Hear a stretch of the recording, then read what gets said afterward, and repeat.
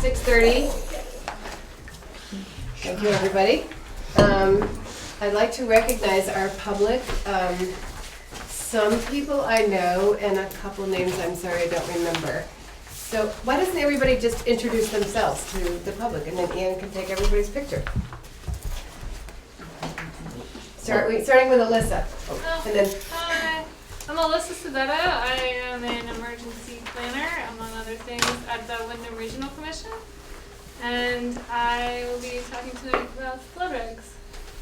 I'm Steve Lembke. I'm a Guilford resident and the town floodplain administrator. I'm Sarah Coffey. I'm here tonight to represent the Broadbrook Community Center. Laura Spilia, here with BBCC SeVEDS.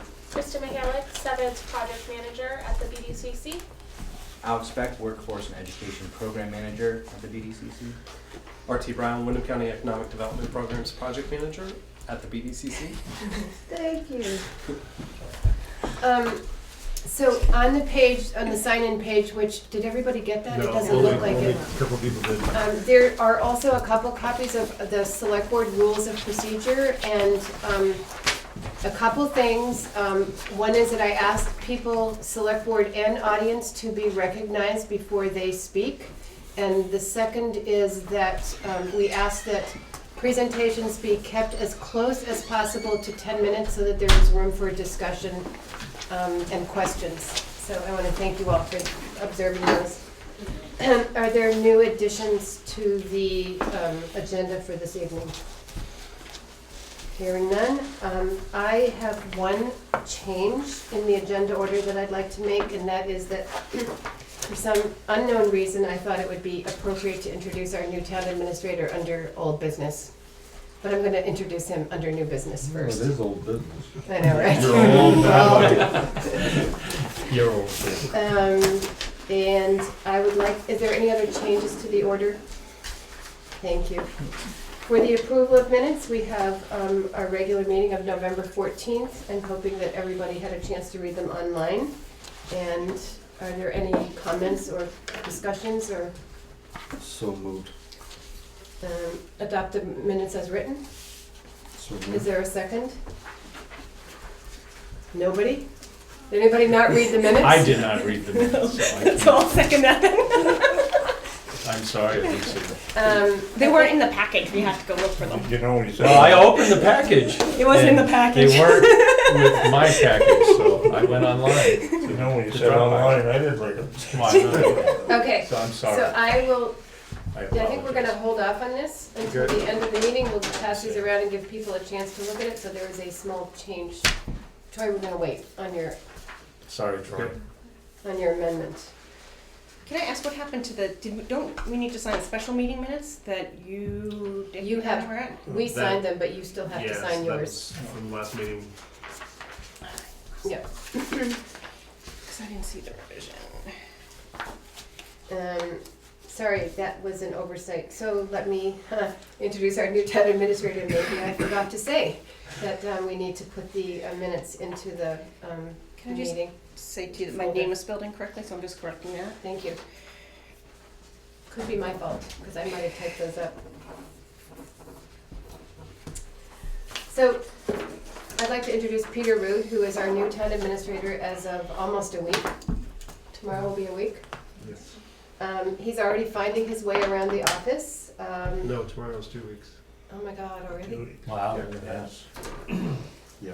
And our procedures, and proving very useful in different areas, notably tech support, but not only. He's met a number of Guilford's residents, select board members, elected and appointed officials, and I encourage everybody to come in and get to know him. So, welcome, Peder. Thank you. And I had a great time working with him. I really appreciate it. Next on the agenda is the SeVEDS request for social services appropriations for fiscal year 2018. Kristen. Yes, great. Can I pass out some information that I have? Sure. Thank you. Again, I'm Krista Mihalik. I am the SeVEDS Project Manager at the BBCC. And tonight we're here to provide you with an update on our various programs that we have happening at the BBCC, and SeVEDS. So I'm going to turn it to Alex and jump in when necessary. He's going to provide an overview of our young professionals, Southern Vermont Young Professionals, our Workforce Center of Excellence, and our internship program, and our Fast Tracks to Success program. Thank you. As Kristen mentioned, my name is Alex Beck, and I am managing the BBCC SeVEDS Workforce Development Programs. Kristen mentioned the Southern Vermont Young Professionals. That is a social and professional networking organization for young people. We define young and professional very loosely.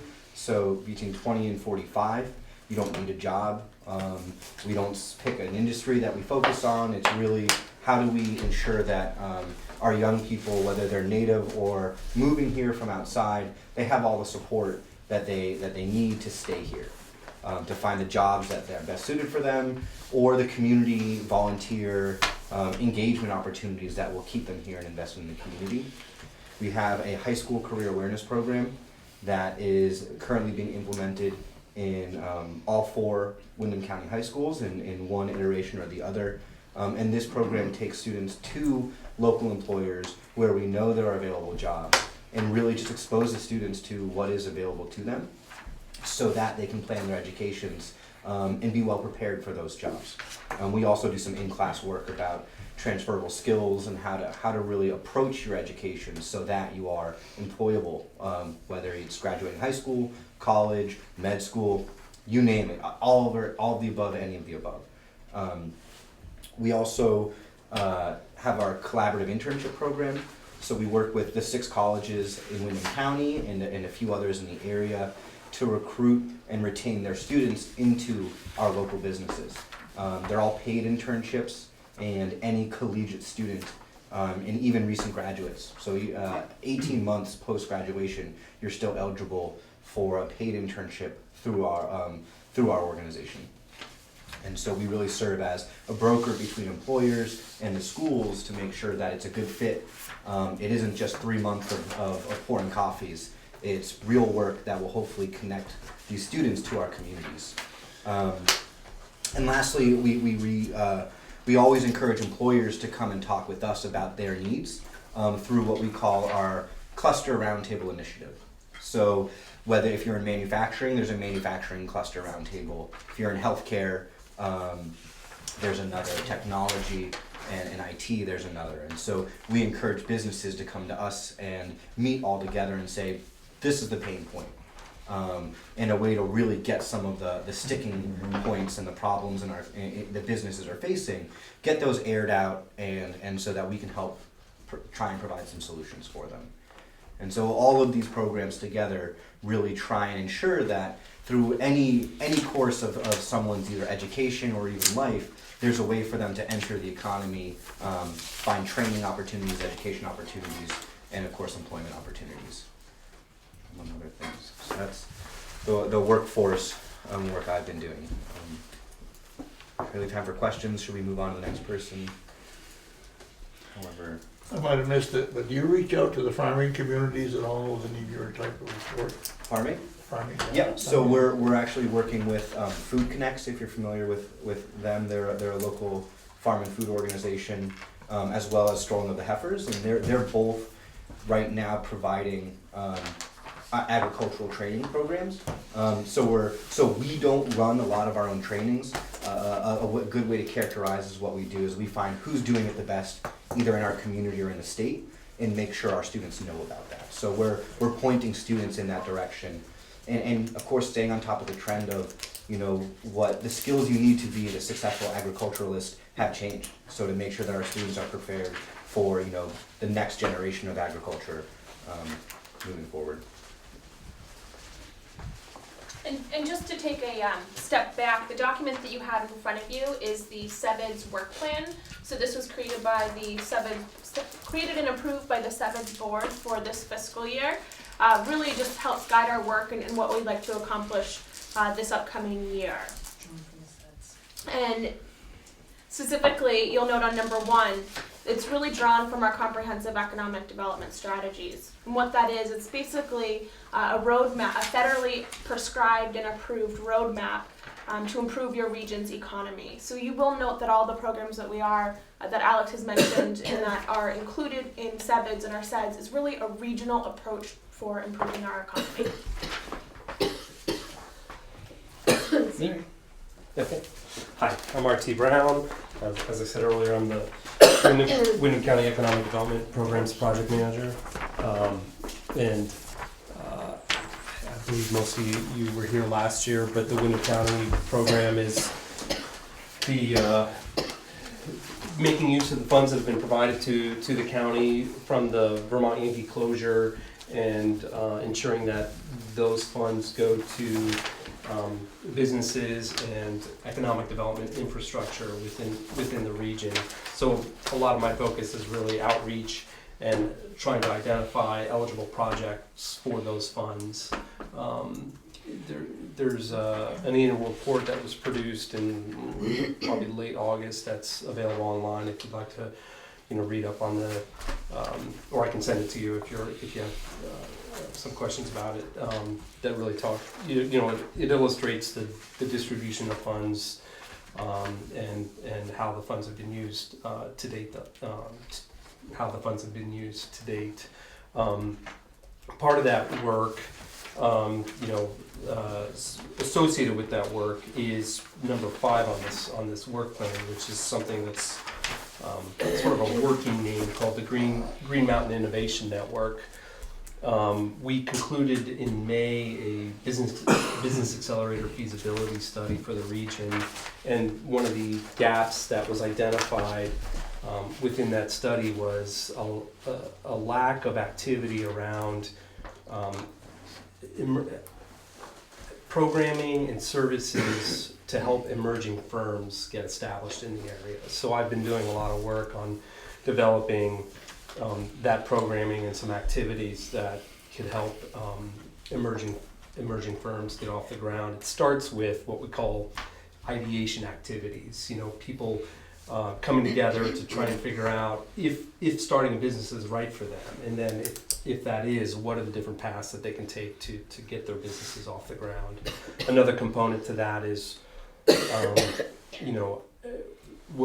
what services are available within the region to help growth stage companies. So companies that already exist, but they don't know exactly how to get to the next level, how to scale up. And if getting to the next level is right for them, or if staying where they are is really where they would actually want to be and what's appropriate to them. So that work marries well with the Windham County program in that you can see the progression. If a company gets started and they get to a point where they're sustainable and they're making good revenues, then maybe they would become an eligible project for the Windham County Economic Development Program. So that's how it all sort of ties together. But that's it for me. I'd be happy to have some questions if you have time. Trying to be brief. So just to conclude, each year SeVEDS requests municipal funding and support from every town in the Windham region. I have read and reviewed the policy, the social service policy for the town of Guilford. We know that we have to petition, so that's what we plan to move forward to do. Any questions that we can help with? So if I could just, Laura. if I could just add, the reason that we go to all of the municipalities is because we do have a shared workforce. We do have a shared interest in this economy. And so, varying municipalities do things in varying ways, and so we're adjusting with that. We've been at this for 4 years, I think, with the funding requests. It's how we actually are funding our workforce programs. Without that, we wouldn't have done them or be able to do them. So we're learning, we're growing, we're interested in feedback from folks, and happy to take any questions, suggestions.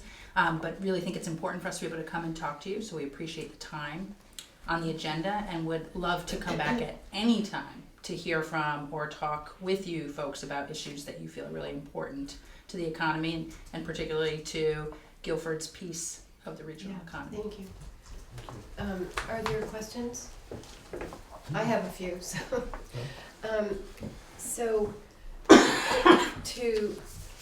I was wondering, I don't think we've heard a dollar request. Yeah, so it's $3 per person. So $6,000 $318, something like that. Yes, $6,363 based on the population. So it's $3 per head, Correct. per resident. Correct. And do you get similar support from other towns, other sized towns and other like towns? Yeah, so that's one of the things that Laura had discussed, that we are still pretty new at this, and so as we continue to grow and expand, we are looking to grow the broader participation. The towns that funded us last year was in total of $76,000. The towns of Brattleboro, Rockingham, Westminster, Vernon, Marlborough, Dover, and Wilmington all provided funding, and so we are looking to again expand that participation and broaden that participation. But also, again, to just echo what Laura said, is each town is different. So most of the towns require us to petition. So finding the resources to do that is a lot of time, but we're continuing to work our way through that. And have you talked with the town clerk about where to petition and how to get the requisite number of signatures? And how to voice and how to word the petition? Yes, Okay. yes, but happy to hear any suggestions from the select board that we might have some. they have Yeah. about where to petition. Right. Would be helpful. Yeah, I believe this is their third year trying to do this. Yes. Third or second? Okay. Oh, I believe we've been here at least 3 years. It Okay. might have been 4. I've been Oh. here. It could be. Yeah, Yeah. I absolutely. remember last year, but I'm sorry, I don't remember other years. And you had petitioned those No. years as well? This is the No. first time you're going through a No. motion of petitioning after No, understanding it they needs to didn't. be done? Yeah. Okay. Last year was the first year that we actually were able to have enough capacity to petition in the towns that required us to petition. We have a number of towns that have been funding us from the beginning. The towns that I live in, Brattleboro, Bellows Falls. And so last year, thanks to Kristen, actually, we were able to add enough capacity and organize to be able to begin that petitioning process in some of the towns. As you can imagine, with 27 towns in the region, we expect that's gonna take us some time. So we are definitely prioritizing the towns that have a larger population and therefore a larger percentage of the workforce. We're hoping that folks in these towns will understand and see the urgency of really maintaining a vibrant workforce for our tax base, for our schools, for our employers. So that's why we continue to come back here. You are one of the larger towns in Wyndham region, and regardless as to whether or not we petition or you put it in the budget, we think again that it's really valuable to come and talk to you. And the current towns that are participating are all doing it at $1 a head, basically. $3. $3 a head. Oh, $3 a head, I'm Yes. sorry. I missed that, Yes. okay. Steve? That was my question. So all the other towns are $3 a head. You don't prorate based on the amount of the population or anything else? We request $3 per head from all of the towns. And do you receive $3 a head? I believe last year Brattleboro may have, Brattleboro negotiated, I don't even know if they negotiated, the select board, we were unable to get an answer from Brattleboro in a timely fashion to petition, and so they had determined that they were gonna pay $2 a head. But so I guess where I'm going with the question, just, if it's a struggle to get the $3, you're obviously open to potentially looking at another option if the townspeople felt that there was still an interest and, this was obviously important, but. Yeah, absolutely. I mean, and that's a discussion to be had at town meeting for certain. Yeah. And I think the boards have actually had that discussion themselves.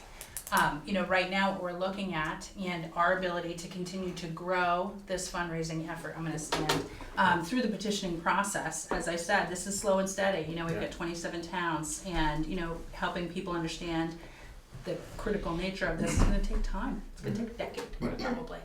But we have programs now that we think have to continue. And so, it's that chicken and egg thing, So this year we decided not to lower it, and because we were pretty successful last year with petitioning and at town meeting in terms of people understanding what we're trying to do. So, I'm sorry, I have a couple more questions. Do you know if any of the funds have been distributed directly to Guilford's benefit of the, Sure. I don't know of any Guilford-based businesses, but the funds have been used for projects such as the GSP expansion project.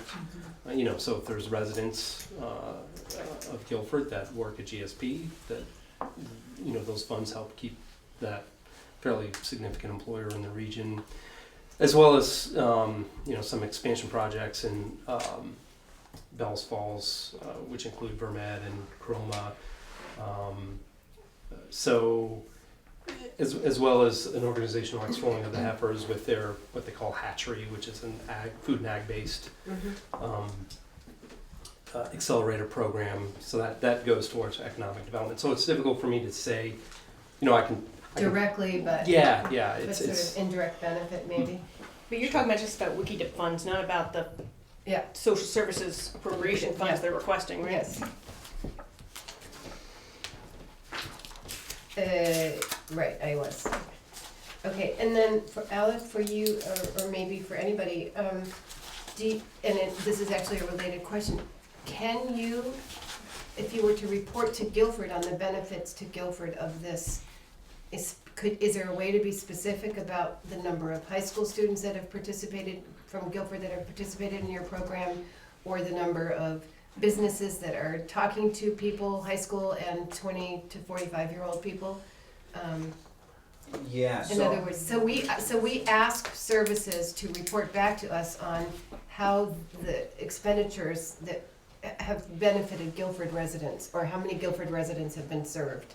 I can look into the business component of that.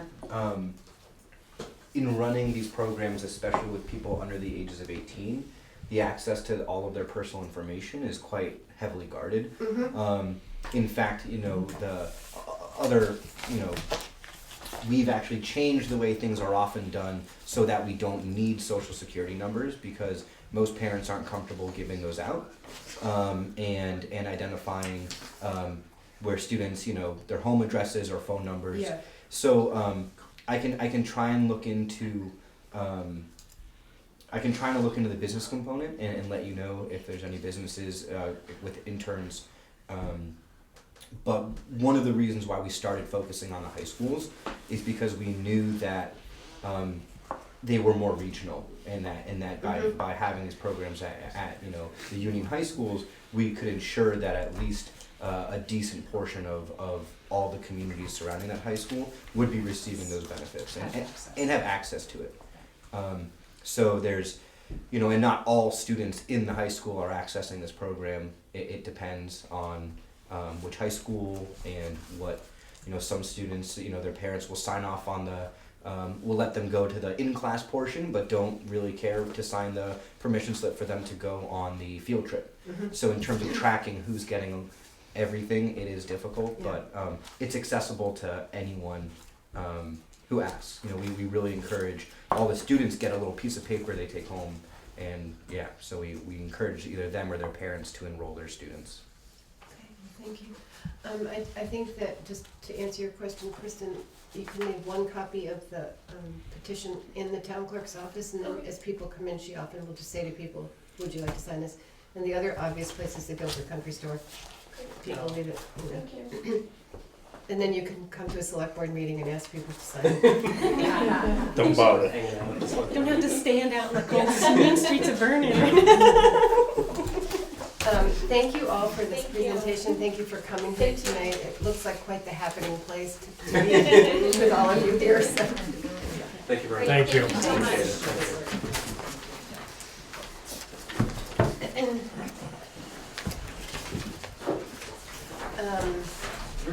Next is Sarah Coffey and Rick Zamor to discuss the Broadbrook Community Center permit request for a septic system. Yeah.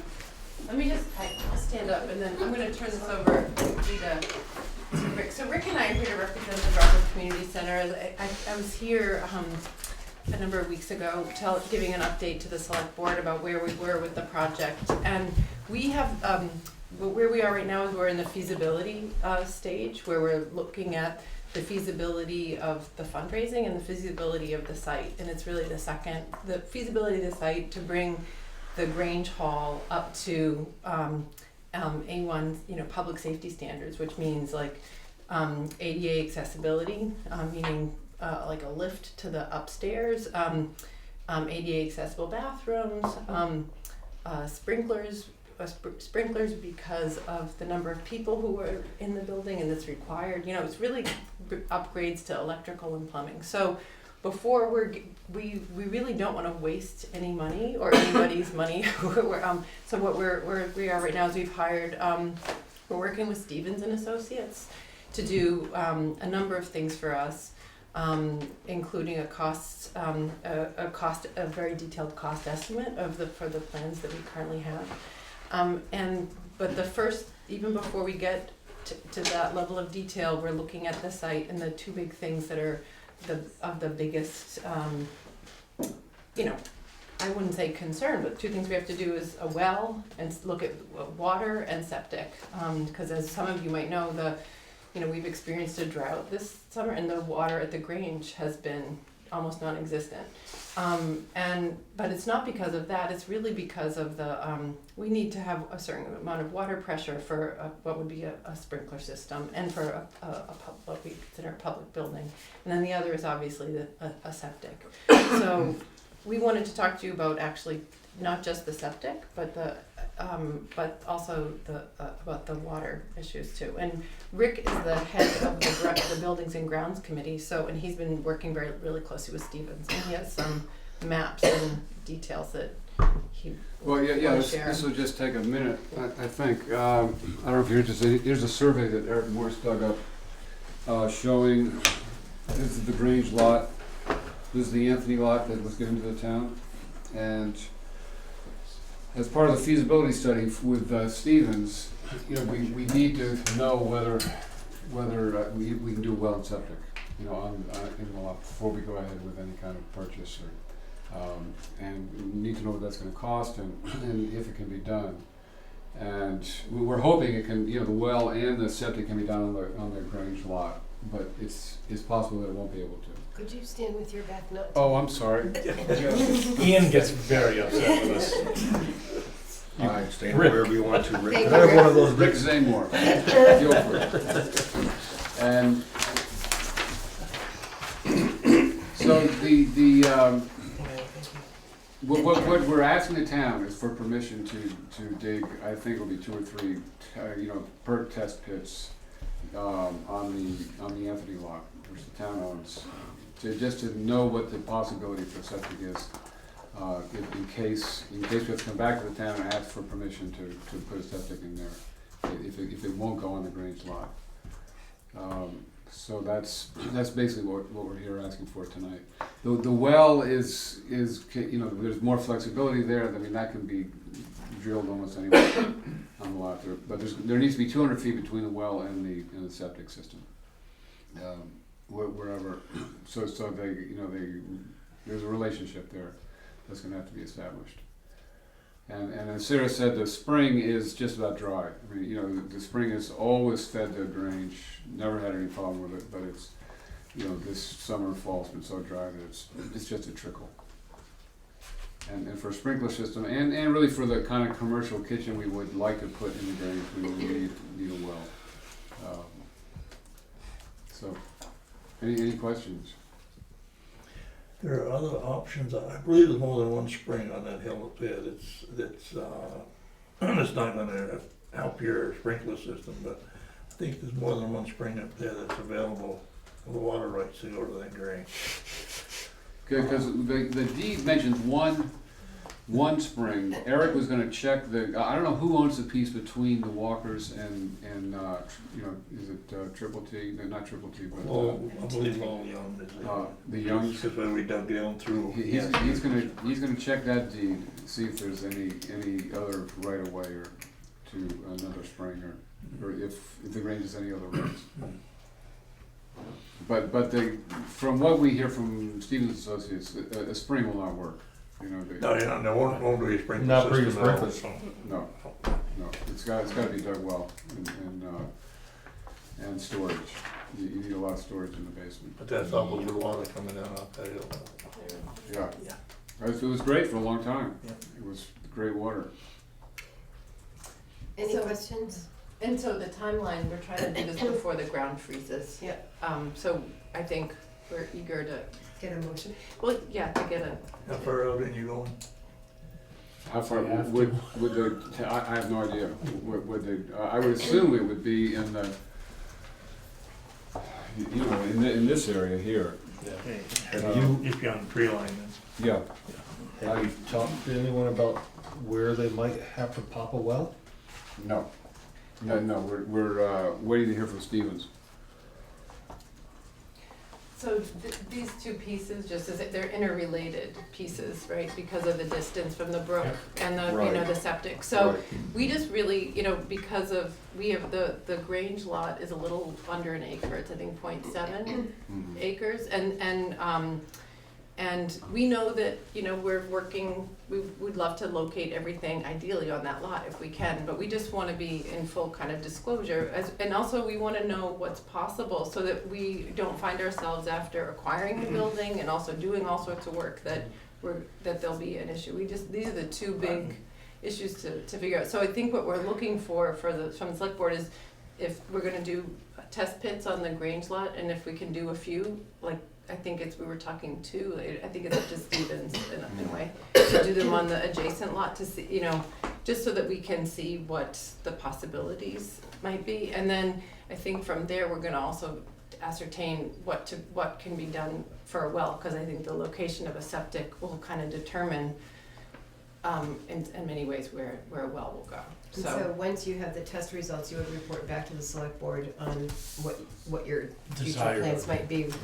Well, I think we would come So- back to you if we needed to do something on the On the lot, lot, you know, yeah. and if not, we would just kind of move forward with the Okay. project and not bother you. But, So is there a motion to allow BBCC to drill 2 or 3 perk test pits on the Anthony lot? Can I just, before we vote, I'm sorry. I'm on the BBCC board, so I'm gonna recuse myself from the vote Good decision. in advance. Good. Troy, did you?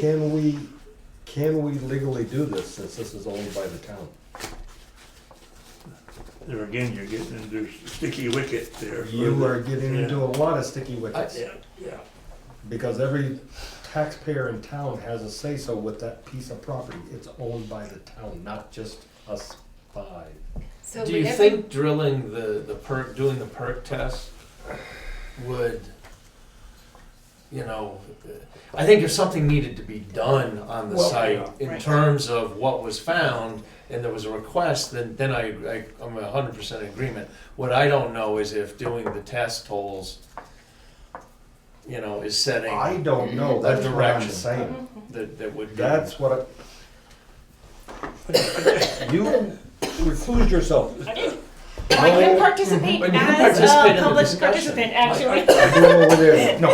No, I just wanna make sure Yeah, that, no, you I know, think that's- that's I my don't have a concern. problem with it. If a decision needed, Sarah said, you know, well, I think, I mean, an outhouse would look good right here. there was one there, and it's still there. I guess probably if an excavator happened to slip and dig a couple holes out there, somebody might ask what you're doing, or you're saying, we don't know, but if you come back to doing something out there, So I yeah, we think have we to go should- there. We should just do it legally, like all Yes. on the up and up. No, I think it's, First word she has tonight, limited ability to figure, so I'm not going right back at it. Spreadsheet. you know, I'm leaning toward, the reason the town owns this piece of property, is my understanding, is for the benefit of the town of Guilford residents. The existence of this project is to kind of follow that same pursuit, is my understanding. So, I guess what I'm thinking is, for this process of doing the perk test, I would be in favor of putting myself out there to say, I think it's okay to drill a few holes. But I may be the only one. So I guess I would just say it's gonna be put back to its original Right. condition. Right. Right. Yeah. So It's- I it's think not- that just digging some holes with an excavator, doing a perk test, putting it back, doesn't bother me. I think if they, if the request came at a later time, like, oh no, we can't do a septic on the Grange. Yeah, that's- Can that's- we do a septic there? That's a Right. different Then issue. that's That's like a different- whole, that's a that's a different different animal. issue. That's kind of what I I was. just wanna make sure that I'm not hanging. And Ourselves. that issue could. No, I agree with hear you, ya. Troy, 100%. I mean, But I don't- because we're restoring it, to Gabby's Right. point, I think it's. And did we give somebody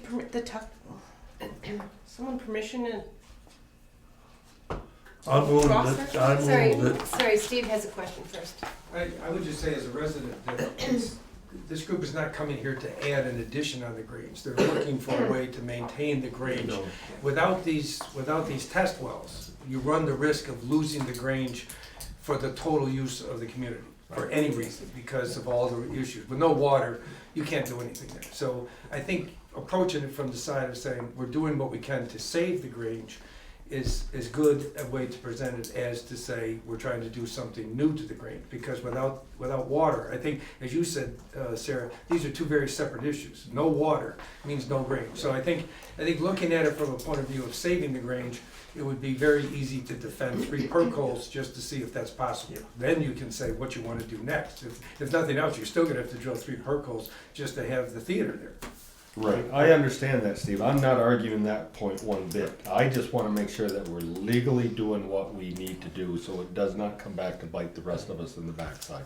I was going to move that to be allowed to dig test holes on the Anthony property, and after they're done, to put them back as close to natural as they can, with the exception, if it comes to the fact that you have to do some actual septic or whatever out there, then it has to go beyond us. I don't dare make that call. But as far as digging the holes, I would make that motion.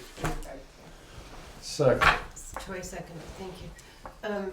So, once you have the results, which you presumably would have relatively soon, would this be something that you would want to raise at town meeting?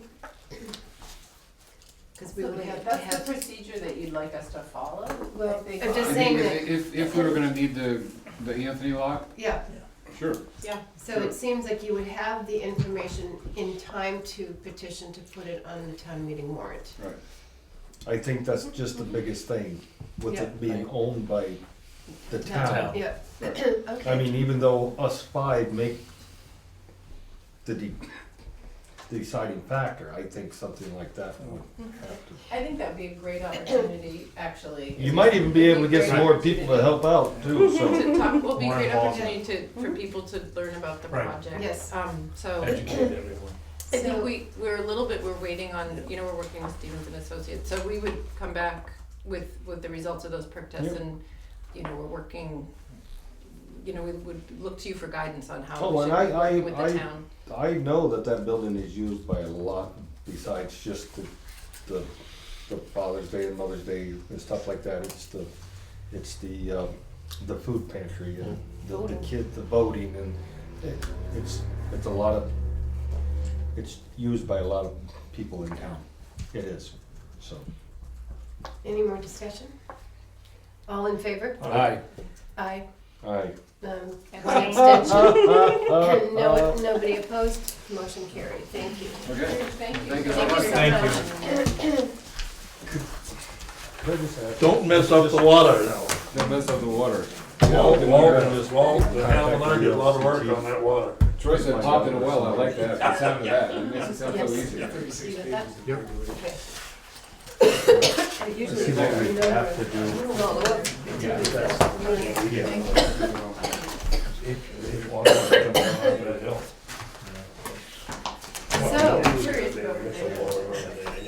Remember? River Corridor bylaw presentation. Steve Lembke and Alyssa Sabetto. We have 2 chairs. Hey, you know what, Alyssa can sit right up here. And then the table. You have to stand. You have to stand. I think we got a good idea here.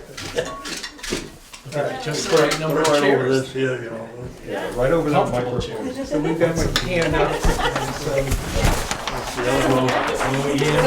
careful of There's the a microphone microphone. and the people on it. Yeah, here we go. The microphone's off now. Just Oh, okay, use good. this tabletop. Okay. Be okay on that? Okay. And then this is also distributed to via Dropbox, but we brought hard copies Oh, I'd love a to hard copy. make it easier.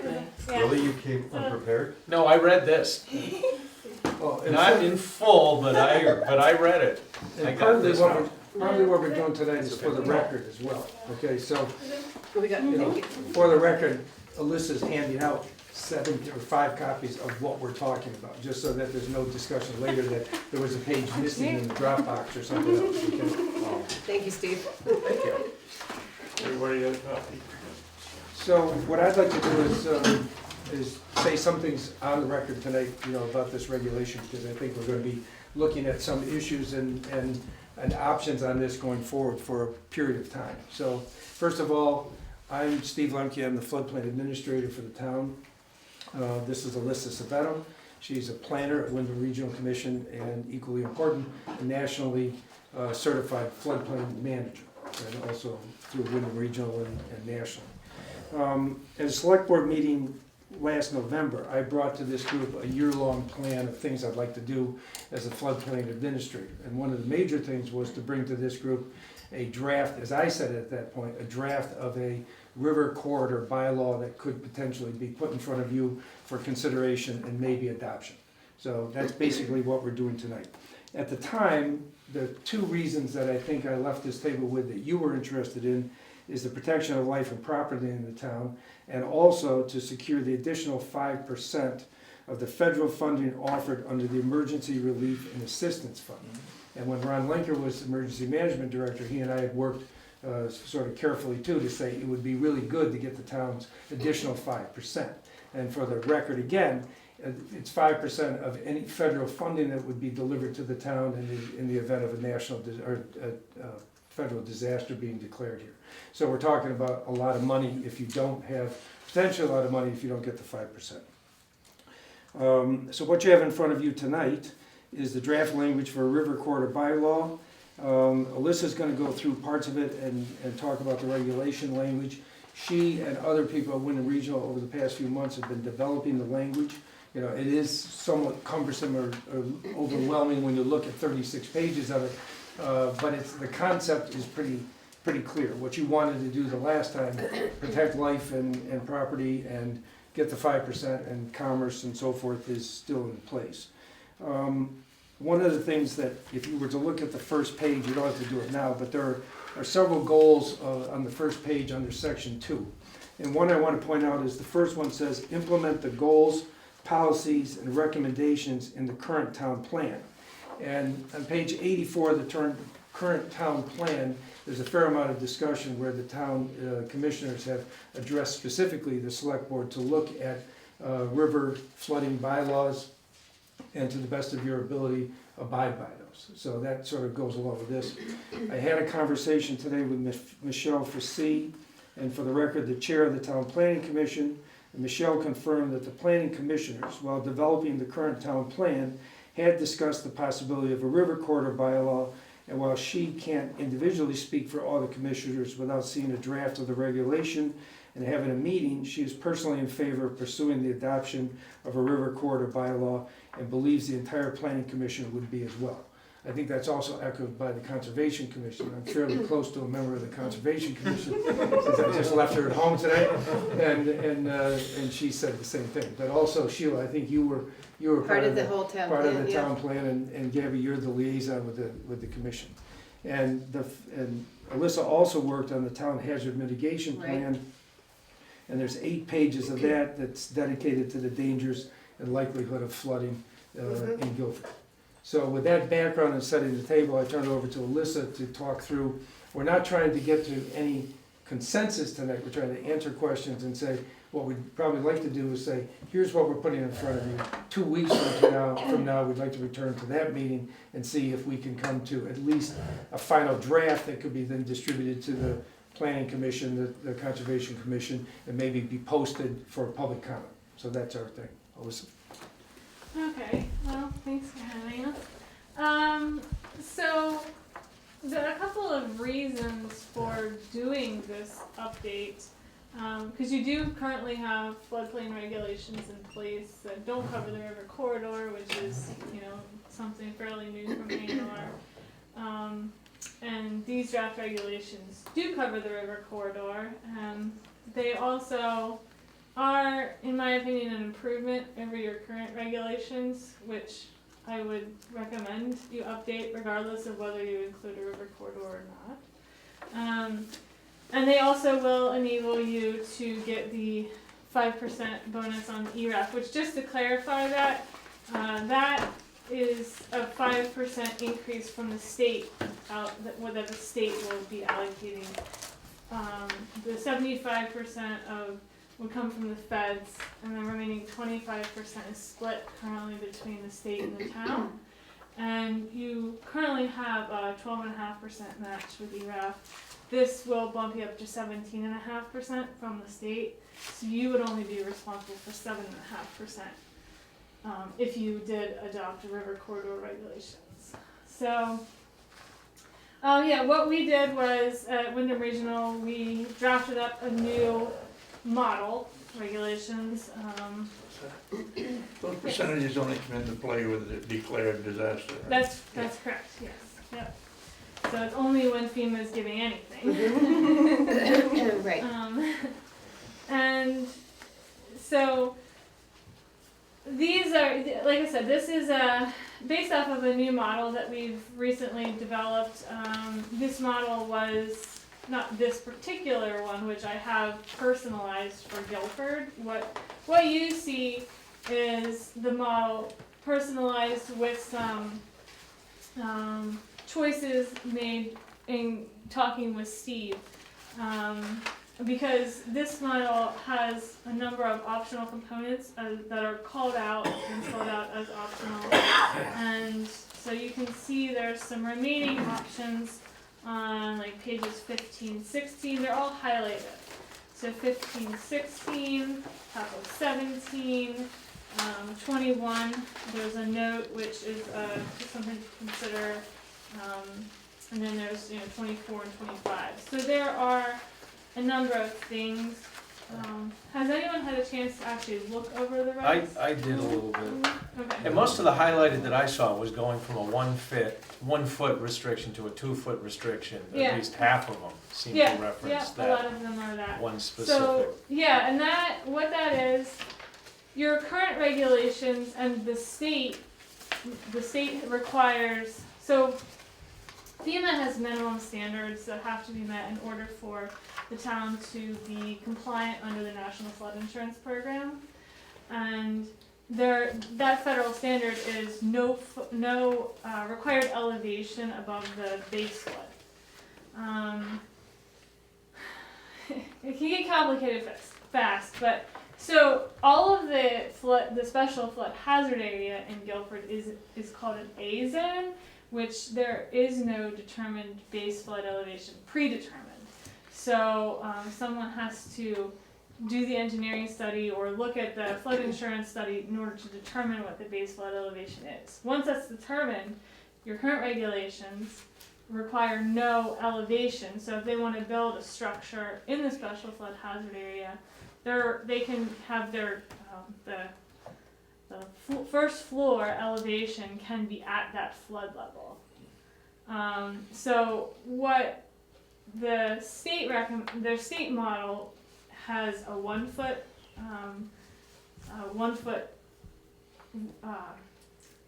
elevation required above that base flood elevation, which is called freeboard. But what the draft regs have an option for is a 2 foot freeboard. So that is a higher standard. What that would mean is, obviously they'd have to elevate higher, but there would be lower flood insurance rates for that. Homeowners. So yeah, for the folks in the floodplain.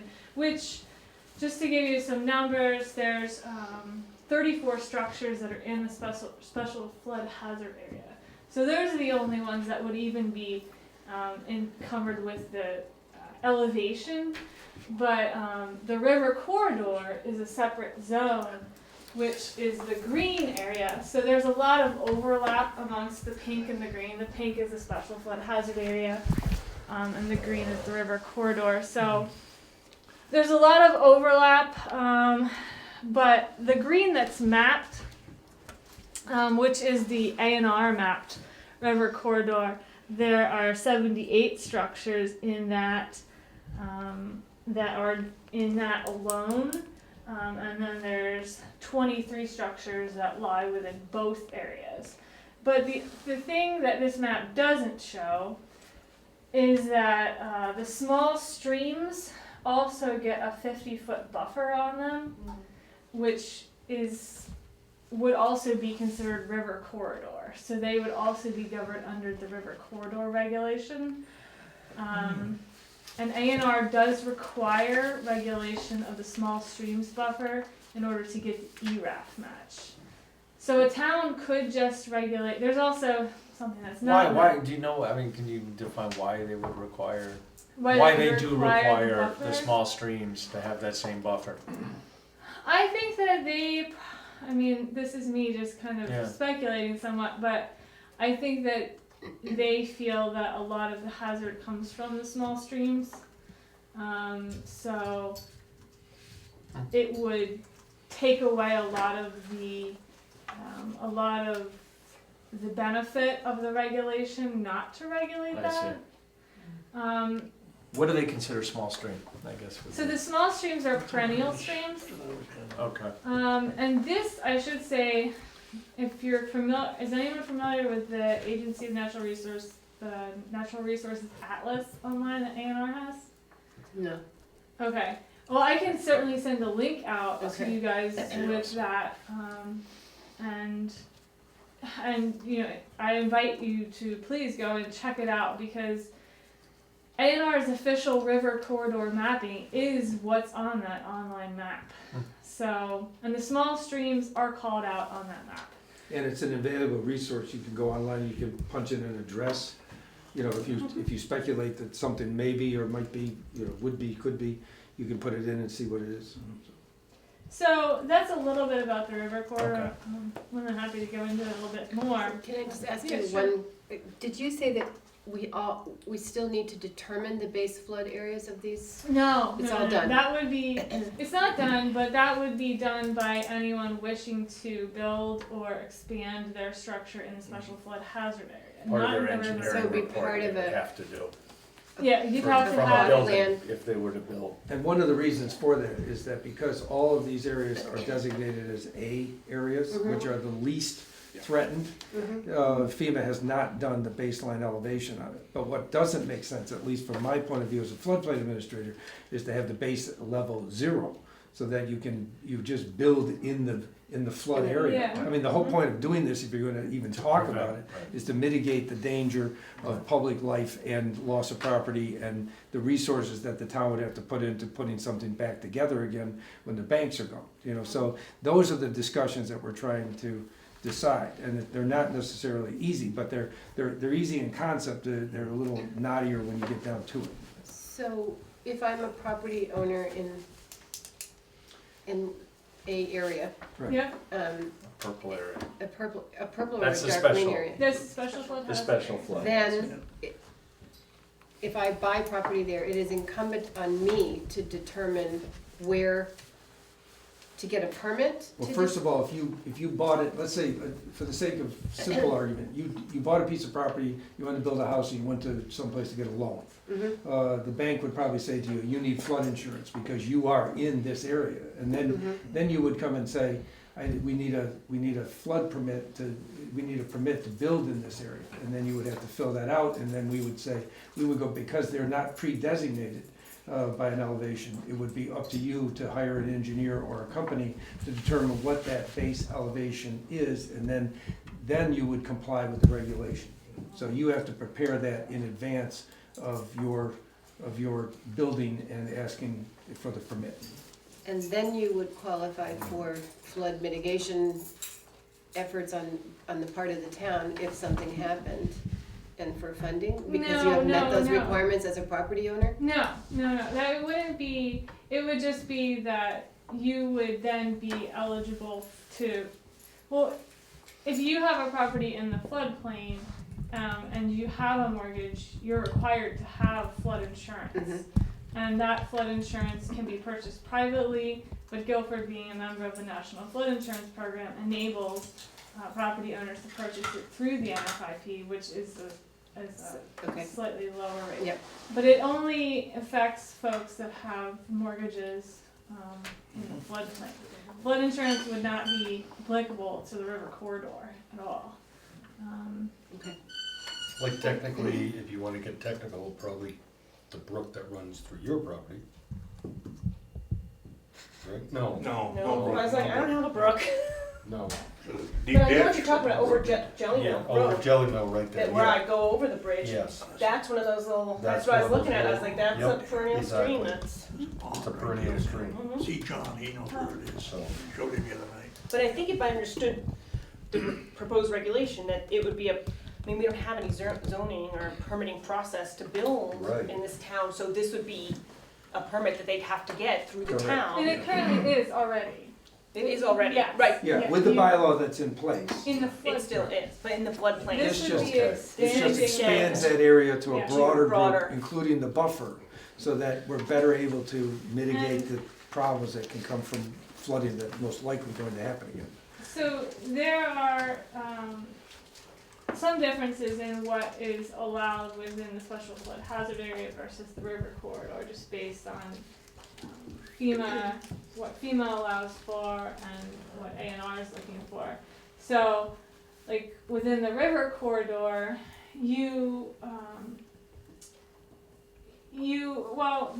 let's look at it a bit, but. And I should say that in addition to, just to start out, if you want to just walk through it a bit. Yeah, I'm sorry, I just wanted to get a little. No problem. But what I think the difference is between your current regs, which I have a copy of if you want to see them, I don't have a copy. But I did look through your current regulations, obviously, when Steve and I met, and we discussed your current regs and these new regs. But what this does is it is lengthier, obviously, but what it does is it spells out a lot more clearly and with more instruction as to what needs to happen in the process for both the floodplain administrator, for the select board that would be hearing any appeals, or for the permit applicant to be able to know exactly how the process happens. And what would be required that they submit, and But it's what instituting they a would lot be more regulation to do It's- anything, in either, it sounds like the river corridor as well as the floodplain areas. It would be instituting more regulation for the additional area, I would say. It's not really that much more regulation for the special flood hazard area, which is already currently. That's the bylaw that already exists. It already exists. What on this map would represent that? Is that, The purple, right? That's the pink. is it just the pink? Yeah, the Okay, pink so is that's the the special pink. flood hazard Yeah, area, that's the so you can see. SFHA special. So that is already included in our. That's already covered Yeah, by that's the already bylaw. being regulated. So none of that would change in the sense that they're in that pink area. But then the river corridor expands that Okay. area. And the current reg that we have has the same amount of regulation that is referred to in this document This, in that area. well, I mean, this one is going for the one or two. Other than that, playboard. those are Yeah, I slight would say changes, there'd be a little bit more. I mean, in terms of like just discussion of accessory structures, for example, Like mini garages and outbuildings. more like and sheds Right. and such. Mobile and- homes, I mean, not mobile homes, but recreational vehicles that are parked on the property, that's pretty much the same, but it just expands the area. And this would only be for new building, right? well, Currently existing buildings would be grandfathered in, essentially? Currently existing buildings, unless they're doing a significant improvement, which would be considered 50% value of the structure or greater, then they would be regulated under, that improvement would be regulated under this new bylaw. But current existing structures would be regulated under your current bylaw. Or the one before that, or one Yeah, didn't or exist and they're exactly. built right on the Exactly. floodplain. Yeah, they're regulated under the bylaw that's in effect at the time that they're built, or the time of start of construction, so. I guess I would really like to see, and I should go to this website, I guess, to see what this river piece would look like, Mhm. on this map, so that it I have a feeling this map would be very full if it included all The the, small there were streams. small streams that Yeah, would encompass it. Your And I guess hazard that's- mitigation plan has that. Or, I think I have it here. but the small streams, yeah, that's all the perennial streams in town. So And all those would fall into this the regulation. river corridor part Right. of yeah. And I guess, and I don't know, I've got to research this a little more to understand it, but, you know, are you placing a burden on, you know, some of these mitigating streams, the people that live within this, you know, 50-foot piece or whatever it might be, Mm-hmm. you know, to build near a stream that runs for 3 months out of the year like a stream because of the snowfall that we have. And, you know, what that might do to a piece of property that, you know, has a lot of mitigating streams on it, Yeah. you So know, and how that would if they affect the wanted landowner. to, yeah. So take for example, if they wanted to do an addition onto their building and they're in the river corridor, they're not in the special flood hazard area. Correct. And it's a non-substantial improvement, so it's less than 50% of the value of their structure. They could put an addition onto that structure, but no closer Right. to the river. Yeah. And if they wanted to do, so like what's permitted, prohibited, conditional use, all of that is pages 13, 14, 15. Alyssa, I'm sorry, because I know you told me this 5 minutes ago and I forgot to write it down, but do we need to have those perennial streams as part of this to be regulated in order to get the full 17 point, Yeah, well, the in order additional to 5%? Yep, yeah. So we do need to have those, Yeah, we're gonna you'd get have the to have 5%. Yeah, you can't just regulate the river corridor and not the small stream buffer, That doesn't. and get the match. You can just regulate the river corridor without the small stream buffer, but you won't get the match. I'm looking at Have it. we utilized, would this match have been relevant other than Irene in the last 100 years? Do you know? Steve? Probably not, well, I I'm mean. sure there's been more federally declared disasters than just Irene and Guilford. And Yeah, but that would have been impacted by flood, you know, water. Oh, There okay. might have been other disasters, but what I'm No, saying okay, is, yeah. Well, that- once the ERAF match is in place, then it's not. so the just 5% works floods. whether it's snow or water. If you look at if Yeah. you go back and look at the hazard mitigation plan and look at, like, page, what did it Because say? it's based on the state. And the 18 through state- 24, you'll see a listing of a lot of the things that have occurred over the last, And the increase right. of incidents, it used to be, the time between incidents used to be much greater than it is of late. Like, I can't remember how you phrased that. 18 through Oh, sorry. 24, he said. The hazard I've mitigation, got the plan. the hazard mitigation plan, I Oh, believe, that's the hazard mitigation plan, not this. not this document, the Yeah. hazard mitigation plan Yeah, has a listing it lists of, all of the. list of past events. What I'm looking at is the special 16 flood to hazard 20. areas 16 in to the 24. hazard mitigation plan. I don't think it shows, that's the The only river, map. okay, it doesn't show the river corridor. It may not have been out when we did your special flood hazard, or your hazard mitigation. We did it in, I mean, I Oh, think it those are must the be due for it. existing structures in the special flood hazard area. So. Are we due for an update on this in January? Oh, by the way, So this mapping here, it doesn't have the small stream buffer, but that's the same mapping as this. And I think the mapping you're looking there is A&R, but it doesn't have the, it doesn't have. it just the- shows Heinsberg Road and a couple of the other Doesn't have areas. the perennial streams on it. That's the Yeah. special Right. hazard mitigation. Do we have, could you generate either online or whatever an overlay of the small streams to be included in a map like this? That I could, I mean, could I we see that ask Jeff visually? to do that. He hasn't done that before, but I could ask him to do that. It's not something that ANR encourages. I don't know why, but they basically what it would be using GIS to just buffer the line, which creates the perennial stream. But technically, how the 50-foot buffer works is that it's from top of bank, so it's 50-foot top of bank on either side.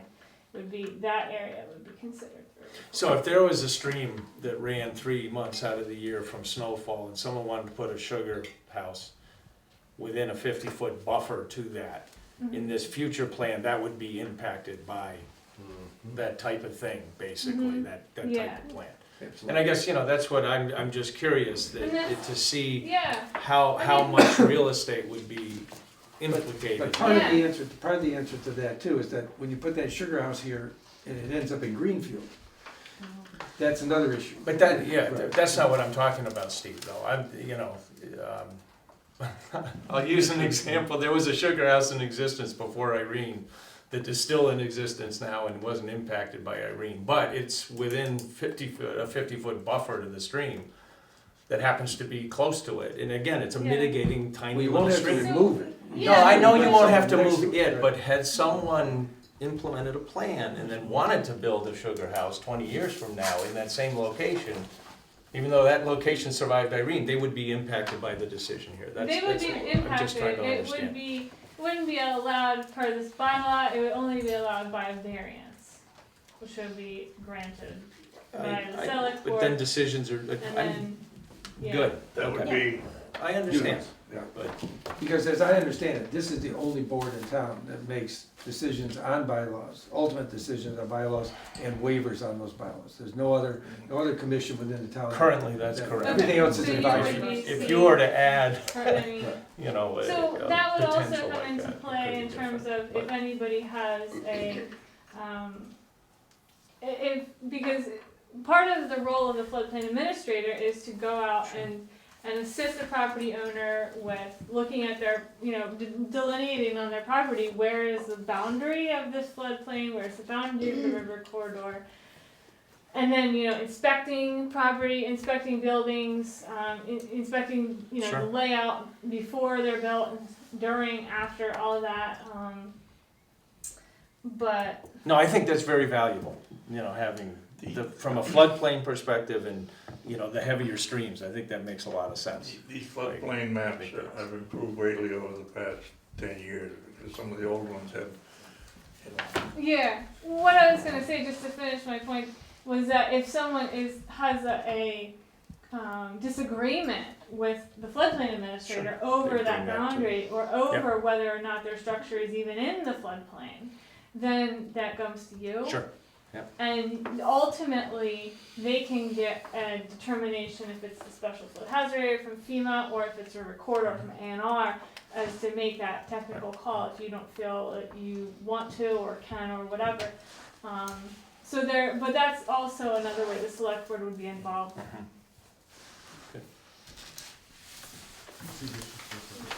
So, and what I would really recommend and encourage is for you to look through this and let me know if you have questions or let me know if you have concerns or suggestions or changes that you want to see or ask if we can make this change, because sometimes with these kind of things, if you change one thing, it has to be changed here and here and here, or it may mean this. There's a lot of little compliance and technicality stuff with it.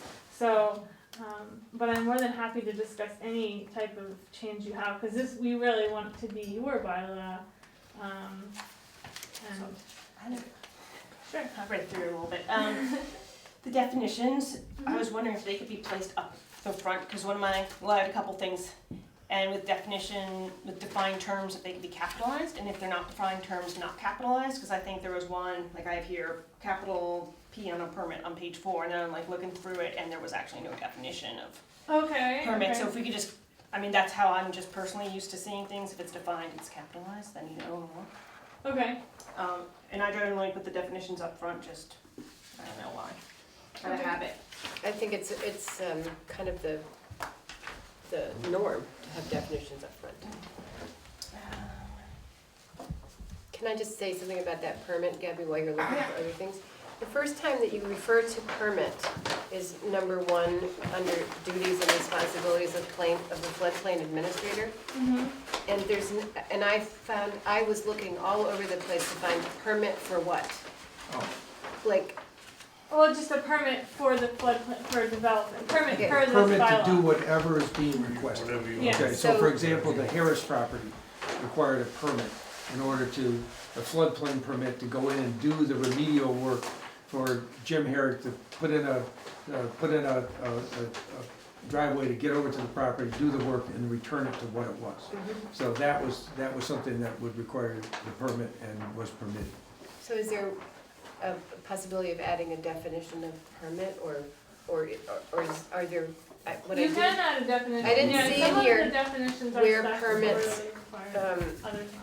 I didn't see here where it described, I mean, maybe I sort of skimmed pretty quickly, but I didn't see where it says permits are required under these circumstances, you know, like permits for It's at the buildings. back. That's Way what at I the was back. actually, I totally understand why you're confused, because I started circling like applicant for what? Like, it's not really in the purposes to establish a permitting procedure, right? And an appeals process? Is that part of the There is an appeals purpose, process. right? I mean, I'm just making this up off the top of my head, but when I was reading, I started saying like applicant to what? Like, what are you talking about? So, and then I started reading and I was like, oh, this all makes sense now that I got to the back end.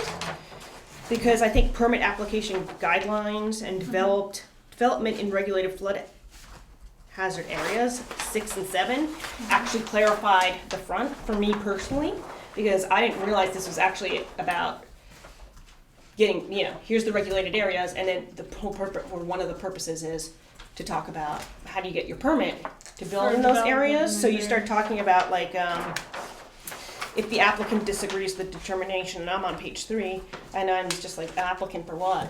I just was unclear until I got to the very end, reading it like with totally fresh eyes, because I know you guys have like probably read this more times than you want to know. But for reading it from the standpoint of someone who's not read anything before, I had no idea what the front end, what you were talking about when you were talking about appellant and Or applicant user. and things like that. So just. And then I had some other questions, like on page 3 we talk about, and I think you clarified it, and maybe it's even later, but I just want to make sure when we talk about the town may require the applicant to determine the base flood elevation with, whatever, and I just wanted to clarify at whose expense, so it's always going to be at the permittee's expense or applicant's expense. Yeah, see, I think what you're raising, Gabby, is a really valid point in that people don't understand the process. Before they start reading this, that this is like the rules of baseball when you have no idea who plays the game. Yes. Right, so what happens here is I think we should either do it officially on this or have a cover sheet or something else that says, in a tip from the floodplain administrator to this, if you are interested in building, you are the applicant. You are applying for a permit which allows you to or not to build within that under certain conditions and restrictions. Just something as simple as that, to some It would be degree, very sets the stage for what you're So reading. something right at the beginning. Yeah, why? Yeah. Or before the bylaw. Before Just the like bylaw, I mean, you have the statutory authority, and there's a statement of purpose, but I didn't even realize that one of the purposes, it says, ensure the selection design criteria, but it doesn't say there's a permitting, Right. it says it, but not in words that sort of. See, it's really important Okay. too, if we were to go to a public meeting at some point, or post it online, we would want to give some sort of examples of what happens, so that Yes. people understand what they're reading, because there's nothing more frustrating than reading something that you think might apply to you, but you don't know, and then you get all agitated and find out you're not even involved. Right, Exactly. absolutely. I have more questions too about, like, for example, on page 3, it says, hydrologic and hydraulic analyses shall be, at the very bottom, undertaken only by professional engineers or others of demonstrated qualifications. And I said, well, who determines if they're qualified, and what does that mean? Like, is that something that's going to be appealed to us? That would be someone who is like a surveyor, someone who has a technical license to do, like, usually it's engineer or surveyor, or who are the technical experts that Would be allowable under this? Yeah. Okay, just want to be clear. And there are some companies who do this for banks and others, because they just go to the company and say, do it. They're not looking for their own engineering type, so. I wanted to ask for that mapping, if you guys could, when you're looking at any disagreement or question about where the river corridor lies, because A&R, we can ask A&R to take a look at specific areas. There's no river corridor there, but in this green area, if there's areas that you say, well, I don't know, we could have one of their river engineers come down and take a look. So I wouldn't presume to have an opinion on that. Yeah, I think that's down the road a ways, but Yeah. once you get more familiar with it, what I think Alyssa's saying at the same time is that A&R doesn't do this by somebody walking out with a tape measure and doing 50 feet, 50 feet, 50 feet. Yeah. You know, they're looking at it and saying, okay, this is basically what we're looking Right. at. And that's why there's some room for discussion and or error or misunderstanding. Because if somebody says, I live on this hump right here and it looks like it's in this, it may not be. You know, well, so for the small streams though, it is a 50-foot buffer. I know, but they don't, right, but there may be some existing circumstances. So are there overlays that you can put on these maps that would That's give what I you was- reference points? Yeah, are you saying like to know whether your house lies in the river corridor? Yeah, or all the Green River, like everything along Green River, whatever. Oh, that's I know, right? This is a It's- floodplain, Yeah. unfortunately, it is. Well, like the structures are actually on this map. I had just like the structures. And are these the, These are parcels? parcel lands. Yeah. so you can tell the parcel? Oh, I see, okay.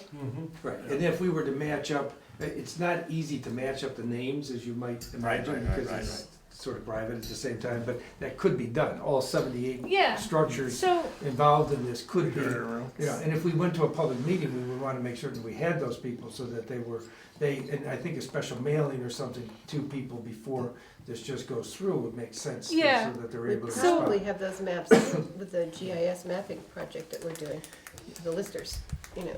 I mean, we probably Yeah. have that kind of, So essentially what you Ability guys to are saying, overlay. we're still in a little bit of a crawl phase on this? Yeah, well, I mean, Are it's we up. starting to maybe stand up and walk a little bit? Alright, well, I mean, this is the first step. Meeting Okay. with you tonight is Well, actually, meeting with Steve and drafting up these regulations was the first step. Right. Meeting with you is the second step. So as per statute, the chapter 59 of the Vermont statute, there is, I have it here, but there's a procedure. The procedure is laid out in statute as to how a select board can regulate a bylaw. And, I mean, typically, sometimes this goes through the planning commission,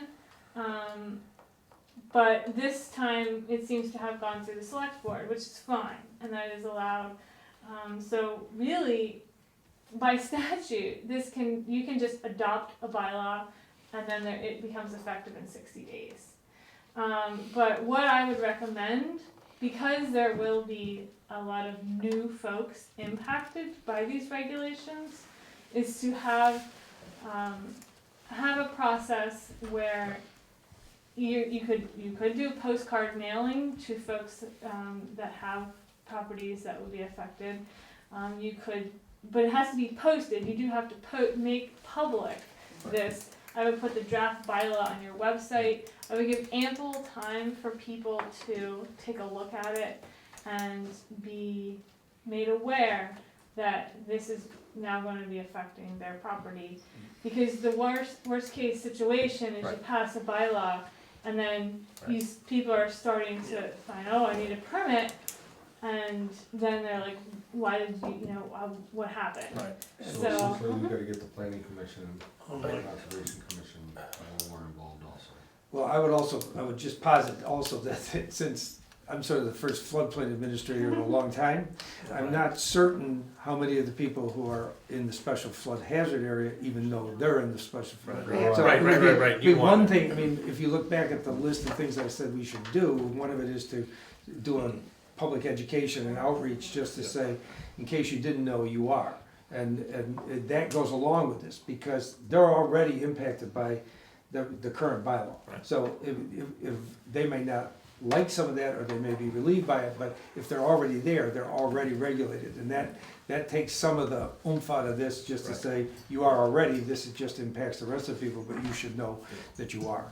You know, just so that we can avoid an issue. Right, well, and what I wanna understand is how many more we keep mentioning the floodplain. Well, this document covers a lot more than the floodplain.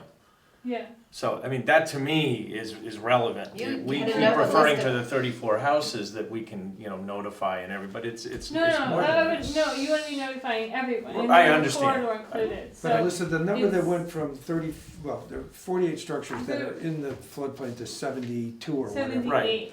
Does that include the perennial streams?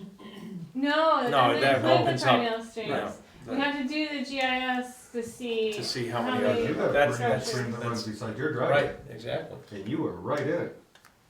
Do the Come on up on my hill. intermittent streams, are they considered perennial or No, small, no, it's just Or the perennial mitigating? streams, just the perennial. so just the perennials? Yeah. Yeah. So, yeah, I mean, your first regulation was adopted June 3rd, or became effective June 3rd, 1986. But you So- see, that distinction right there is very relevant if the mapping is accurate to prevent people from getting Right. you know, like myself, you know, and you know, how many streams do I have and, you know, what can I do? So to me, that's a really important distinction to understand before we communicate this out. Correct. Yeah, I the mean, masses. what you might want to do is put it out there, or call a public meeting and then put it out there. But Or have, both. yeah, I I would mean, do put it out both. there and then call the public meeting for discussion. Sure, yeah, whatever Yeah. you think would be appropriate, but I would have an opportunity for folks that have concern to come Right. to a meeting to get questions answered. And So I we would can need to certainly do that. identify potentially, property owners who might potentially be affected or are already affected by this. And in some cases, And then- we can give people the parameters and say, if you are here on these areas, you may Yeah. very well be impacted. You could go on A&R and look, And you know, take a to some closer degree look. too. But the issue that comes up is, I think, back to your question, Troy, what stage are we in here? You could say, we don't wanna talk about this at all. Makes my job easier as floodplain administrator, they can build wherever they want to. But I'm not certain that that's exactly what we want. But the bottom line is, I think the most important thing first is that you get a chance to understand what you're even looking at and digest that with the proper mapping and things and know what the impact is on the existing residents that are already impacted by this. Yeah, and I think it's important to note, you know, the benefit that comes from regulating this area, this river corridor, is increased resilience for your community. So you're going to be preventing future structures from being built right next to that Right. perennial stream, when, you know, there are more and higher flood levels happening. You know, that's just a fact of the matter. And we're talking about future building, you know, so. Right. So No. we're. I wanna make sure we communicate accurate information the Amen. first time, Right. not the And 10th time. So, you know, if stories. we go with the right, you know, with an accurate story and an accurate communication, so that people don't get, you know, elevated feelings about, you know, oh my Yeah. God, what's this gonna mean for me? Yeah, So I think just understanding what the whole picture in terms of that stream piece, the mitigating streams or perennial streams or whatever we Yeah. call it, if we could somehow incorporate that to better understand, you know, for the property owners who would be implicated by it. Also, don't wanna lose sight of the fact that Gabby read this carefully and has. No, we could do this at a different time, I don't mind. Yeah, I have, like, maybe, free- maybe you and Steve. you can call me, Yeah. yeah. And So it'd be good another, to have a conference call with the three of us on, so you can, because if I don't hear it, I don't know the answer. yes, Okay. and then also, when you have this thing of the minimum standard of 1 foot versus the preferred or a recommended of 2 feet, do you both have a recommendation for the town on that? I personally have a 2 foot. Because you have to pick something, Yes. I went with the most restrictive one, because to be honest with you, I thought if we get the most restrictive one and we need to back it down for one reason or another, we can look at all those options, but, you know, it just You says, can't look, go here's, on. here's your maximum protection, you know, and if Yeah. you don't like that maximum protection, you know, here's what you could do to do that, but, you know, you need to know that you've done it. It's somewhat, you know, just based on what the town wants to do. Some towns, 3 feet. Some towns, 5 feet. Some towns, 1.5 feet. I mean, some states, it's funny to me that Vermont doesn't have a higher standard than FEMA does, considering, you know. What's the FEMA standard? FEMA standard is 0 feet. But FEMA, you know, you talk to folks at FEMA and But if you're, You're It's like, why? not wise, Yeah. they don't recommend that, but Yeah. that is the NFIP minimum in order to qualify for membership, for the town to even be a member of the NFIP. And you have to regulate NFIP is through National that Flood delegation. Insurance Program, just for the camera and everything Right. else, so. Thank you. And I think another thing that would be good to understand is why do these perennial streams need to be having a 50-foot buffer? And I presume it's because if there were a major flood event, they would flood. Yeah, You know, there's a certain percentage probability that they would actually flood, Yeah. given the right circumstances. So it's not just like, it's a little stream, what's the big deal? But I'm assuming that's why they would have a 50-foot buffer. Yeah, I mean, you ANR can correct me if I'm wrong. no, ANR has made the determination that regulating to 50 feet will cover most of the hazard that would be in place. How they made the determinations and the science that went behind that 50-foot determination, that happened. Is it In 50 A&R. foot from the center? Oh, no, 50 foot From from the the top top. of the I bank. got it, Yeah. yeah. Of the I bank. remember. Okay, Yeah. so I think we need to talk about next steps here. Yeah, that's what I said. And it seems to me that one is that Gabby and Steve and Alyssa will talk, and then we need to consider, I don't think we're anywhere near adopting a bylaw yet. No, So I think, we'd be lucky if in 2 weeks we could come up with the draft language of a Right. bylaw. And- Okay. But first you have to decide, you have to look through it in the next couple weeks. mhm. It would be advisable if you could look through it. I mean, if all 5 of you decide, no, we don't wanna do it, it's game over as far as that's concerned. But if you say, look, I've read it, I understand it. The most important thing is that the 5 of you feel comfortable. And I think if we schedule another meeting in 2 weeks, we'll have more questions. And we might have to do it 2 more weeks. Yeah. And at some point, Alyssa's gonna be Not out of the available picture, to but us? somebody else is. Part of the baby. So, but I think that the select board already agreed in the, in the hazard mitigation plan that exists, that we did want to move forward with the bylaws.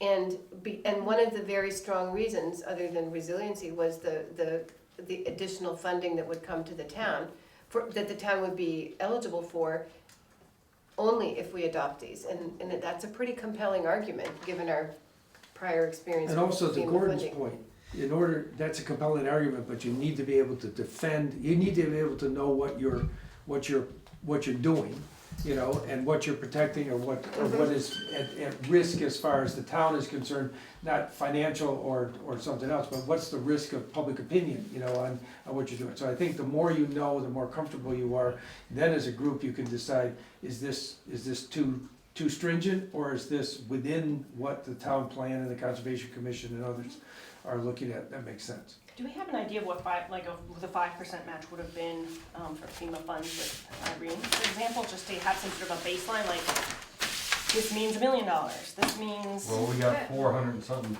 thousand back, right? That might be in the hazard mitigation plan, the total amount received. How much did we get back from FEMA? That for just roads? Was that- I can't Good chunk. Was We it got- I cannot, I'm sorry. 5% more would have been great. Was it 400 and something thousand? I think so, yeah, something along So Total or figure- just for roads? Total, total. so you figure 5% on top of that.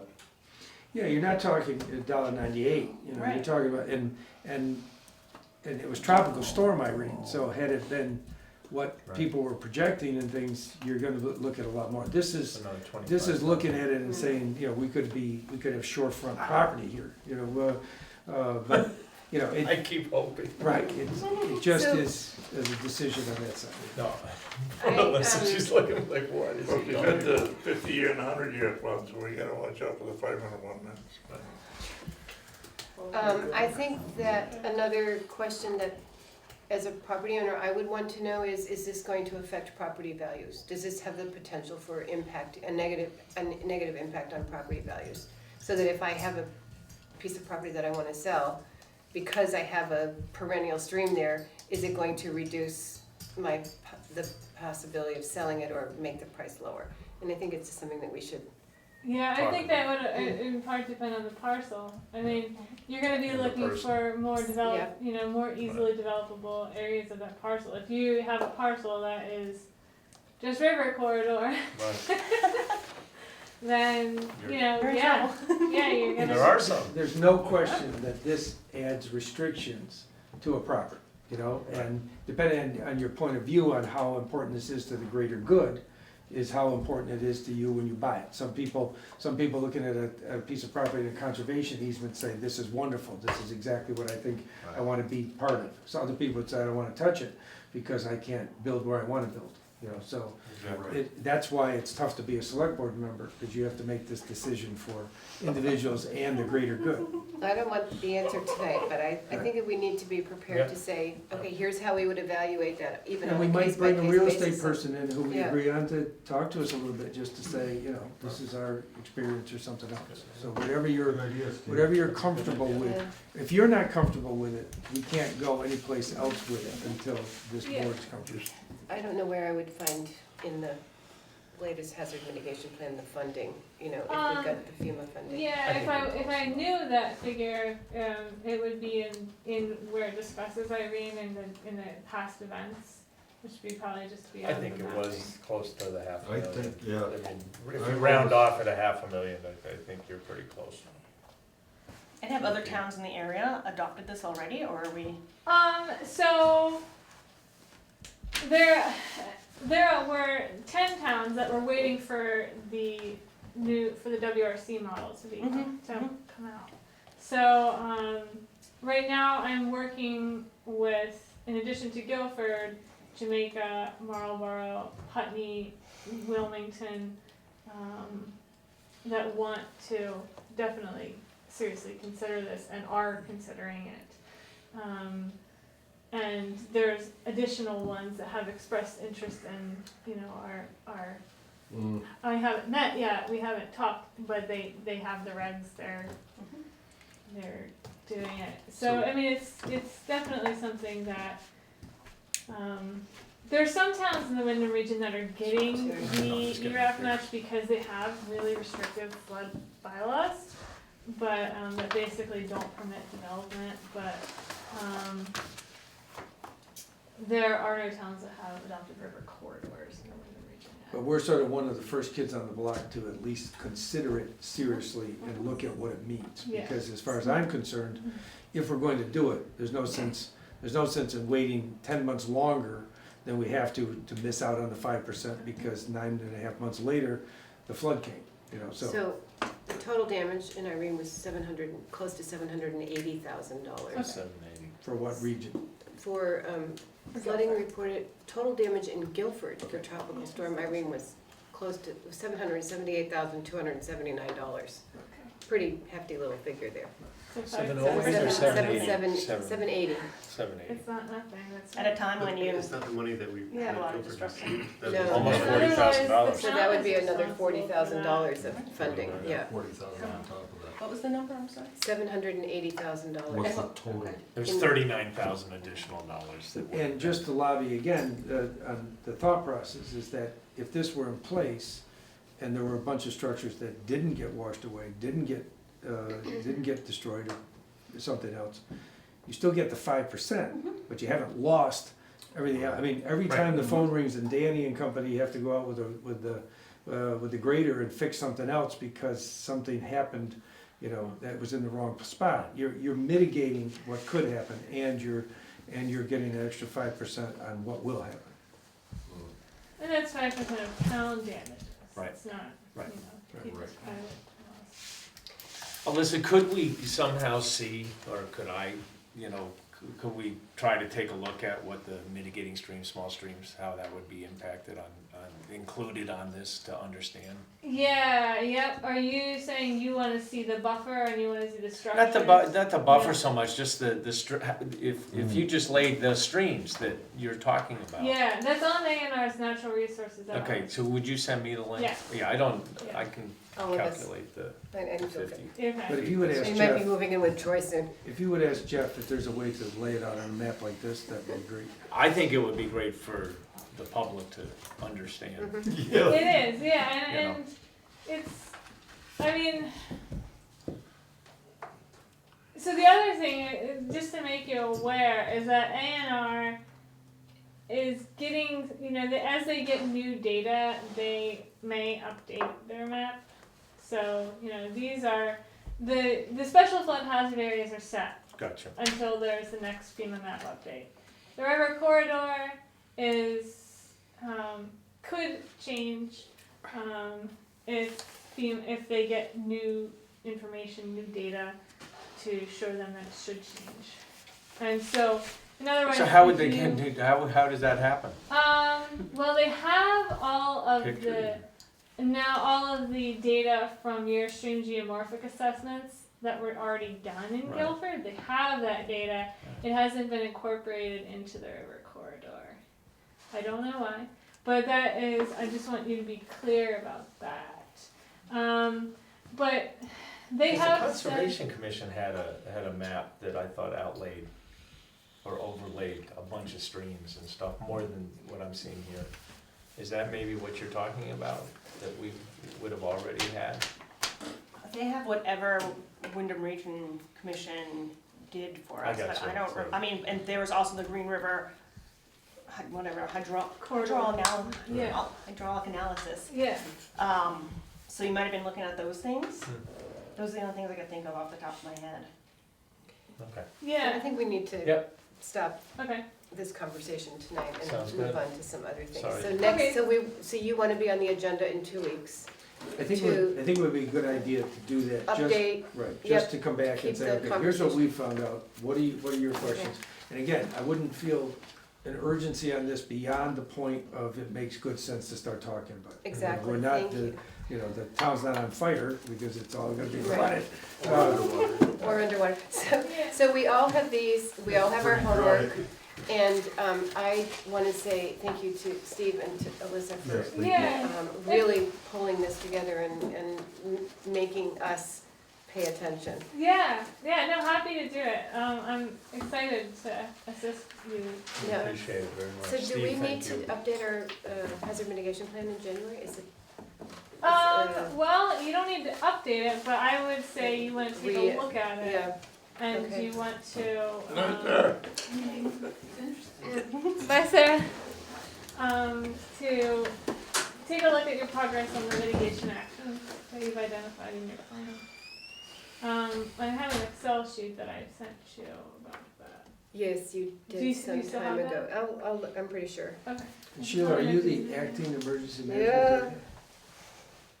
So I would hope that at the next meeting that we have, in addition to talking about any questions specific to the bylaw, that maybe you could have an idea of what process you'd like to go through to do this, so that I can assist you with that before I do leave as much as possible, so that I could be available for a public meeting. Great. And John will be working on this kind of stuff while I'm out, so you'll be in good hands. So where's So your the next office steps now? are Gabby, What's that? Where's Alyssa, your and office now? Yes, I have that. Maxwell's And then- office, yeah. and then we will meet Oh, in Matt. we will, sorry. Somebody else repeat the next steps, please. Well, we're gonna do, Peter, in 2 weeks, we're gonna come back here. Yep. And we're gonna, You three are We're in gonna a have a conversation. conversation. Gabby and I and Alyssa Yep. will have a conversation about existing questions that Gabby has. Yep. And then we'll bring back those questions and answers to the next meeting. And I also think it's important, for the sake of time for this group, especially during the budgetary time, that we pick a section of this to talk about. In other words, if we're gonna bring back a map, we can bring back the mapping side of it and say, this is it, and are there any general questions? So I think we can, the comfort level, I think, is important, and the longer term plan of how to address it will depend on the comfort level. And what we're gonna distribute and how much information we have and how we're gonna talk to people. So, Okay. I would say Thank you. communication would be a good one. 2 things, the mapping that would be available and communication the next time would be good, and then any extra questions. The mapping you'll be able to see, I'll send you the link. But if you have any questions in the meantime, you have my contact information. I'm more than happy to answer them so that you can Excellent. understand things and review Yeah, and if it. you want the right answers, Yeah. ask Alyssa. If you want just an answer, email me. Uh-huh. Thank you very much. Thank for you your so time. much. Thank you both. That was very instructive. Thank you, Steve. Yeah. That's our 20 minutes, 10-minute presentation. Yeah. So, the next thing on the agenda is a really, are you gonna leave that map for us to look at, or is that? That's her. That's her. It's- Just take it with her. Do you want me to take it and bring it back? Or, Sure. Or do you want Well, doesn't matter to me. I don't know, is anybody gonna look at it between now and 2 weeks from now? You'll see the A&R map, which is actually probably better to actually look at Okay. the properties, but I can leave this here if No, take it with you. Take it. you want. Okay. Thank you so much. Yeah, you can. The next item on the agenda is a housekeeping item, it's a budget line cleanup item. And in reviewing and working on the budget worksheets, we noticed that under, Gabby, if you may have a copy of your budget worksheet here. So, under, below the select board is treasurer, and below the treasurer is BCA. And I don't know what page that's on, because Page I'm not 4. looking at a page. Page 4. And in our budget workshop, we discussed that election technical support is actually election support. And tech support falls into election support. And so we discussed eliminating, Can you say that one more time? yes, Okay, break it down in layman's terms. We want to take that out Mhm. and make this election support. Tell this would be tech support up here. It'd be election Combined. support. Or tech, what- election And are support you that gonna do includes tech. Tech, so elections, okay, Support support with- period. Yep, and then Taking out 331084, right? That's what you taking wanna out do. 331084 and changing 331020 to election support, so that we can cover all, so we can we can account for all of the, Inclusive of. yeah. It So- covers the whole. As well as And what did Penny say? Did Penny and Pete have this? agreed with this, yes. They're the and- ones that asked about it. Yeah, And we raised that to Suggest. 3,500 too. We raised, 3,500 or 2,500? we raised it to Oh, 35. Yeah, that was during the budget session earlier. the works, yeah. So there's a changes, I'll give you a new copy Okay. of some of where we got to today, but that's not germane to this request for a motion. So I make a motion to cancel So out, take out To make take out, recommendations. yeah, I'm sorry? heading, To take out heading 003-3310 BCA, tech support. tech support, be eliminated, take it out, and so put in, or combine, right, is the Mhm. correct word, 003-3310-20, election tech support, is that right? Yes, so this is gonna be election tech support. Is everything. The impact of that is election tech support will go away, and tech support will go away, and election tech support will be renamed election support. Thank you. It's a, So moved. thank you. Troy seconded. Aye. All in favor? Aye. Any opposed? No. No abstentions? Thank you. Peter is on to describe our new town email addresses. Yes, so one of the recommendations I had made in starting this position is that the town, I recommended that the town use professional email services. And currently, the way that town employees have been doing it is using personal email addresses to conduct town business with, like, for example, Guilford Town Administrator or Guilford Town at Yahoo. Those are all technically personal email addresses. The town, on the one hand, has no jurisdiction or control over them. You may be able to, through a legal process, to do so. And so, I've spoken with Sheila and Penny and Pete. And the- Nemrick. Yep, I was getting to Sorry. that. So they were all interested in this, and however, Pete said that Nemrick has discussed something like this in the past and wanted us to consult with them. So I did consult with Nemrick. They strongly encouraged us to move away from Yahoo, which is prone to many problems, which I won't get into here, and to use adopt a paid email service such as Gmail, business service, or something similar. So we did do that, and so the town is now migrating over. And so with that, all of the town email addresses will now be @guilfordvt.net. So it's gonna be, for example, my email address is my first and last name as one word, @guilfordvt.net. And same with the other town employees. And you'll notice that I haven't, you've gotten emails from me, SheilaMorse@guilfordvt.net. I'm trying to move out of my own personal account because I have millions of select board emails in my personal account, and I think that's not wise. And it was very sadly applauded by Penny, Pete, and Theo, who had made exactly this recommendation some months ago, some time ago. Theo said over a year ago. Oh, okay, and we just didn't move on it, so. So what server, are we using Google or? Yes, so we are using what it used to be called Google Apps, and now they just changed the name for business purposes.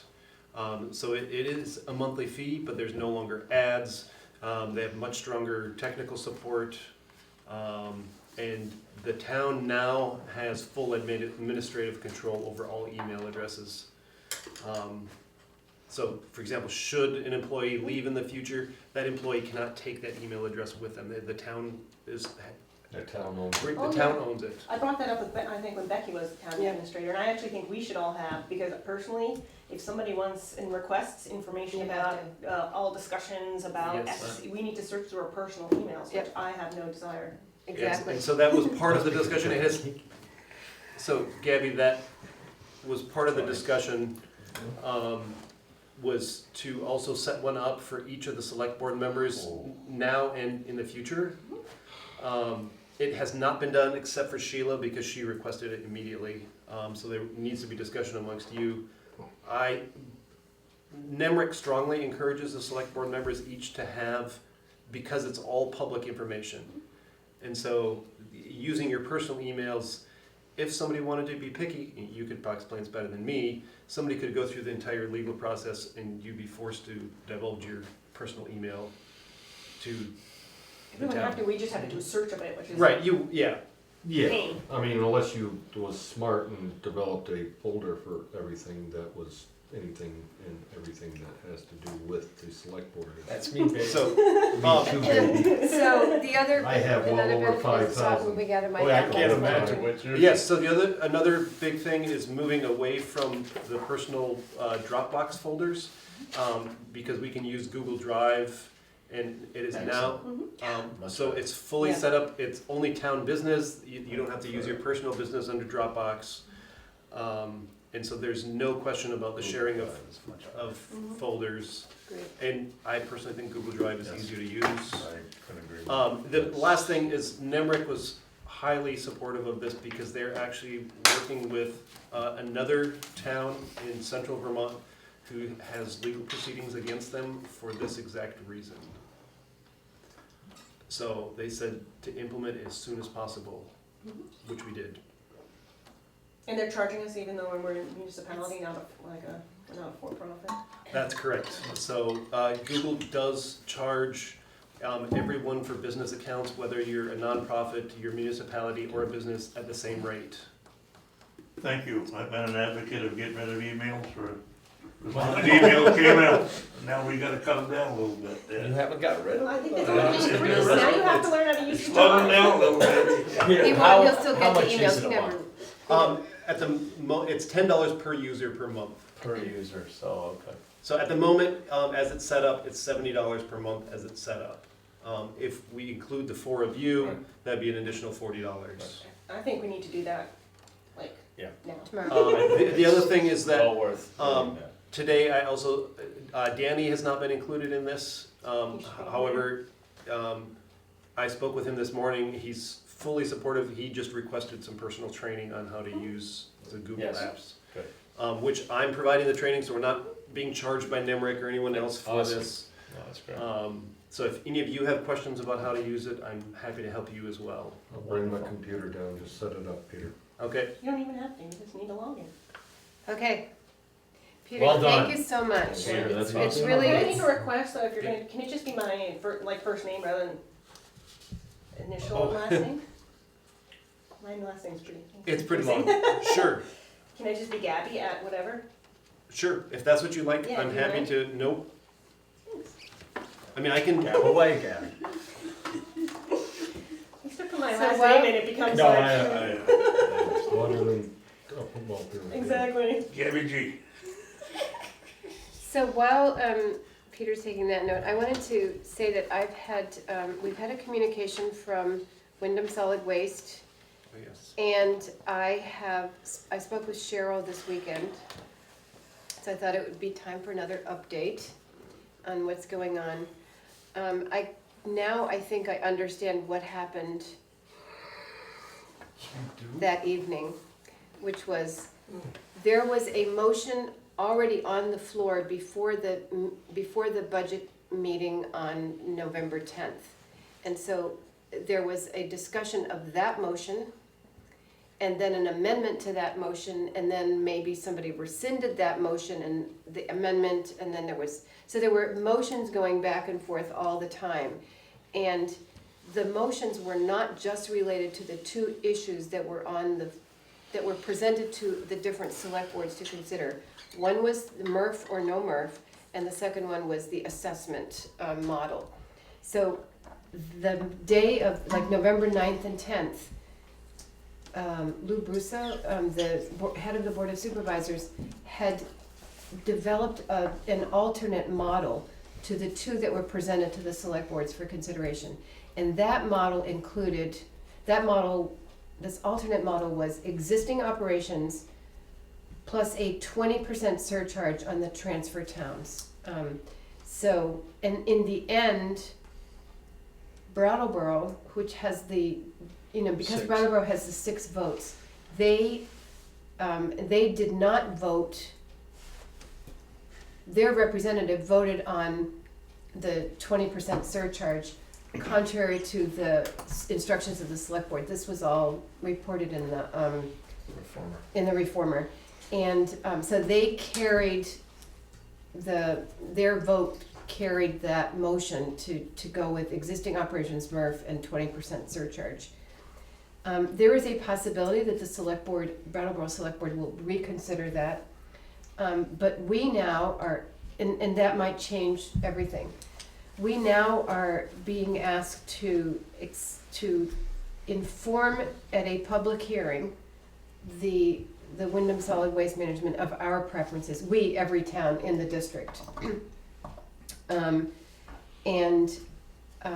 I would suggest that, let me just go back. This proposed surcharge would mean a decrease of about 6% for towns like us. But towns with drop stations, drop-off containers. But it means an 11% increase for Guilford over fiscal year 2017. Because we don't have a transfer station. Because we don't have a transfer station. Sorry. Thank you, yeah. So, so there's gonna be this public hearing. Each town is invited to express its opinion, either at the public hearing or in writing, so that it is read into the record at the public hearing. Then the Board of Supervisors will take the information that they gather at this public hearing, and they will hold another vote on December 8th, 2 days after the public hearing. So tonight we need to either reaffirm our instructions to our representatives, which were no MRF and do a 50% population, 50% grand list based assessment model. Or we need to have another discussion about whether we want to reconsider that. And then we need to advise the Board of Supervisors of our preference. The other option is to pull out totally, right? Not Can't do that immediately. this year. So Do it this year. Can't do it. there is, the second part of this discussion is, and then what? Because we cannot withdraw from the district until September of 2017. We have to notify the district by September of 2017 if we wish to withdraw. But we need to probably create a subcommittee to understand what our options are, what the cost of the town would be, what the cost of the residents would be. If we withdraw, we need to have a public hearing and we need to have a vote at town meeting. So But that we would be kind of- done based on you know, what happens first, after what happens. I think it has to be done concurrently, You do? Gordon, because if we, even if we go with this lower fee, Yeah. we still have the issue of, is Guilford being served for the fee? Right. You know, are we getting money, are we getting value for money? Is there a different way for us to do it? And we have the issue of whether or not the district is financially sound enough. Are we gonna be Fair faced enough. with the same dilemma into the fiscal year 2018, 19? So I think No, we I need support to that. That's good. really look at our options and be able to present them to the town, so that we can come up with a, I think we might need to take a vote at town meeting. Yeah. And so that gives us We, not very much I time. believe we would have to take a vote at town Yeah. meeting if we wanna stay in the district or pull out. Yes, oh, yeah. Because we have to let them know by 2017 that we'll be pulling out in 2018. Right. So it's, So we it's have, up to the townspeople Correct. whether or not we That's pull right. out. That's right. All we Yes. can do We'd is have to plead our explore. case and explore Right, and the tell other them options. exactly. You're right, then. So It yeah, does need we'll to be have done to concurrently. develop, we'll have to get, I'm in agreement with Sheila. Yes. We'll have to get this rolling now so we have the information by town meeting Good day. point. no, we have to have the information in January. When does the warning go out? I think the 19th. January 19th? Holy. So it needs to be done in the next month. Yeah.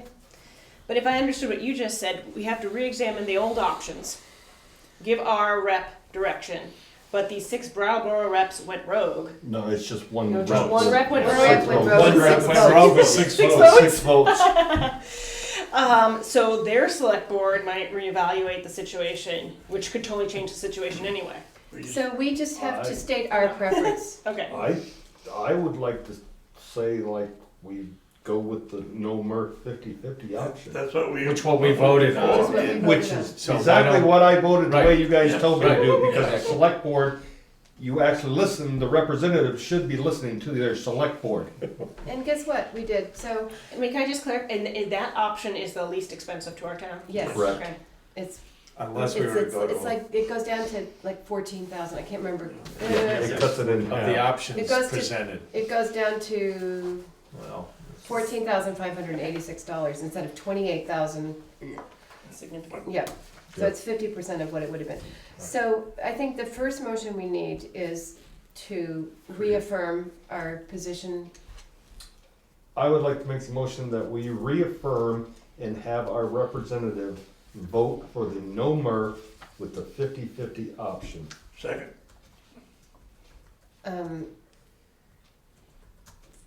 Expressing this first at the public hearing and second at the Second, budget yeah, meeting. yes. Okay. Any more discussion? All in favor? Aye. This was not a, so you're motioning for the representative to express the desires ratified previously? Yes. Yes. which was, Which was 50/50. no Merv. no Merc with the 50/50 option. I want that stated at the hearing and at the board of supervisors. That's the recycling. And I think we can ask Peter to write a letter to the Board of Supervisors conveying this position so that we don't have to appear on the 6th at the public hearing. It can be read into the record, unless you want to go to the public hearing too.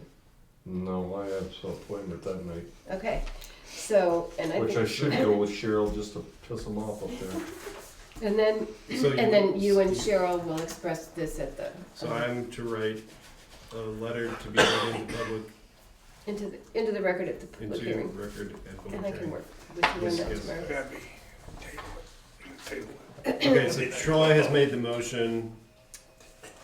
Troy moved. Did you second? Gordon seconded? Dick seconded. Dick seconded. Dick Very seconded. abruptly. And all in favor? Aye. Aye. Aye. Any opposed? No abstentions? Motion carries. We all lied once. I'm sorry, Dick, what? We did that once, I thought. Yeah. So the next thing is, do I have some volunteers to work with on this issue of assessing what's going on, what our options are in Guilford? Where is any, I thought you were having another motion to create a subcommittee before Well, we talk about I don't know if we subcommittee? need a motion to create a subcommittee, or we just need volunteers to be on this, you know. We need, yeah. Okay. So, Now, I will assist it. didn't Cheryl give us some paperwork at So- one time? so so I'm thinking, this would be Cheryl, me, because I've been working on this so much, maybe you, Troy, and Gordon.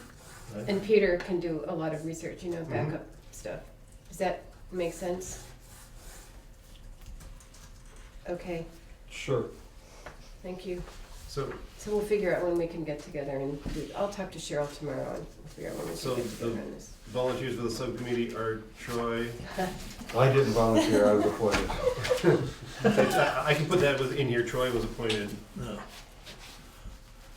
I asked Troy, I there don't was a know. question mark, Okay. So who is it gonna be? Troy? Sheila Sheila Gordon, Gordon, and Cheryl Franklin. wait a minute. There can't be three of us on that, it'd have to be a Oh, board that's meeting right, every you're time. right, you're right. So how about you two sit on it and I'll just stand in the background and talk with Cheryl and stuff like that. Good catch. Either that or warn it. We could add it, we could warn it, and add it to the budget meetings. I think Troy's alluding to the fact that he doesn't wanna be on it. We're gonna do this again on the budget. No, wait, the only reason, I mean, you've got a lot of history here, you've been the rep, you know, with Cheryl, but I'm not saying. I know, no. But I think you've got and you've got a good base of knowledge locally on options too, and I think it's important to have your input. So they actually aren't taking a vote, they're just gonna have. Right. We're just gonna have a subcommittee about, talking about taking this to How the, long do our we have options before to warrant something? How long? we gotta get it ready for the January 19th. January 19th. No, but if we're gonna have a meeting with 3 select board there to warrant it, We have how to warn it long? 48 48 hours? 48 Yeah, we're hours. not Wait, gonna but is have it a special meeting or, yeah, I No, it could be, this could be Well, another it's work just no the meeting. three of different us, than- I mean, it's more of a, It's no a work different. it's a meeting. work, but yeah. But you're discussing town business, so I say it has to be warned if Yes, there's it three has of to you. be, If it's And gonna that's be, fine, I yeah, don't think that's a it problem. just have to be warned. any meeting we have is special.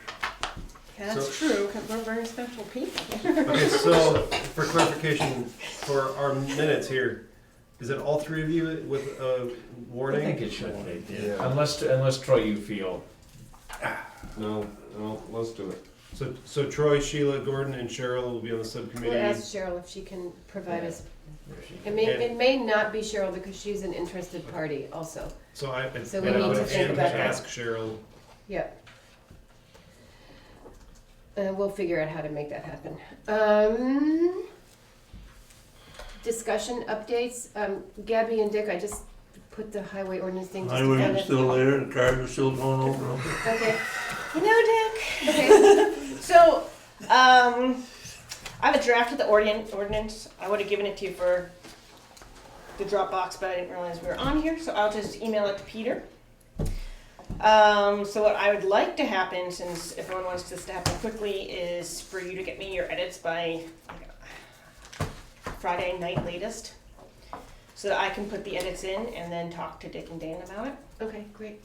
And then not the next select board meeting, but probably the following select board meeting, I would expect to be able to turn it around again, because it's, You get the, our old one is 5 pages, this one's 40. How many? 40. Oh my God. well, we can cut that It's down. revised. Yeah, we can cut that down. You got, I know, you're all complaining about how much time it's taken. No, poor Gabby, think of the time and energy she put in. So that's what I'd like to do, but what I don't want to, I mean, I'm still working on it, and what I did was I looked at our old ordinance, VLCT's ordinance, although they said it's basically can't be, there's no real standard, it needs to really be sort of specific to the town. And then I pulled up various town highway ordinances and compared and pulled from that. So that's what I did. But what you really need, what I don't want, I don't really need nitpicky details. I figure that we can do it next time. What I want is overarching, process comments, because a lot of it doesn't even have to do with, some of it's highway maintenance, but a lot of it is policy that the select board needs to go away with. if only. So it has to do with establishing standards for construction, improvement, and use of public highways. Establish a process by which highways are to be laid out, altered, classified, reclassified, discontinued, or accepted by the town. The process by which town rights of way are managed and maintained. The standards and process by which access to the town highways may be granted. And the standards and a process by which the town may permit excavation within or under a town highway or right of way. So it's really about process, this whole ordinance. Well, I had no idea it was gonna go like Those are all that. state standards anyway. Laying out, They're all, discontinuing, no, But those like, are all. no, but like class 4 and trails are included in here, for example. So I didn't make that a separate ordinance, because you can make that a separate ordinance, but I put it in here. Yeah, But so things like that are not necessarily state. laying out, discontinuing, reclassifying. I mean, that's how you want it to go through the select board, hearing, noticing.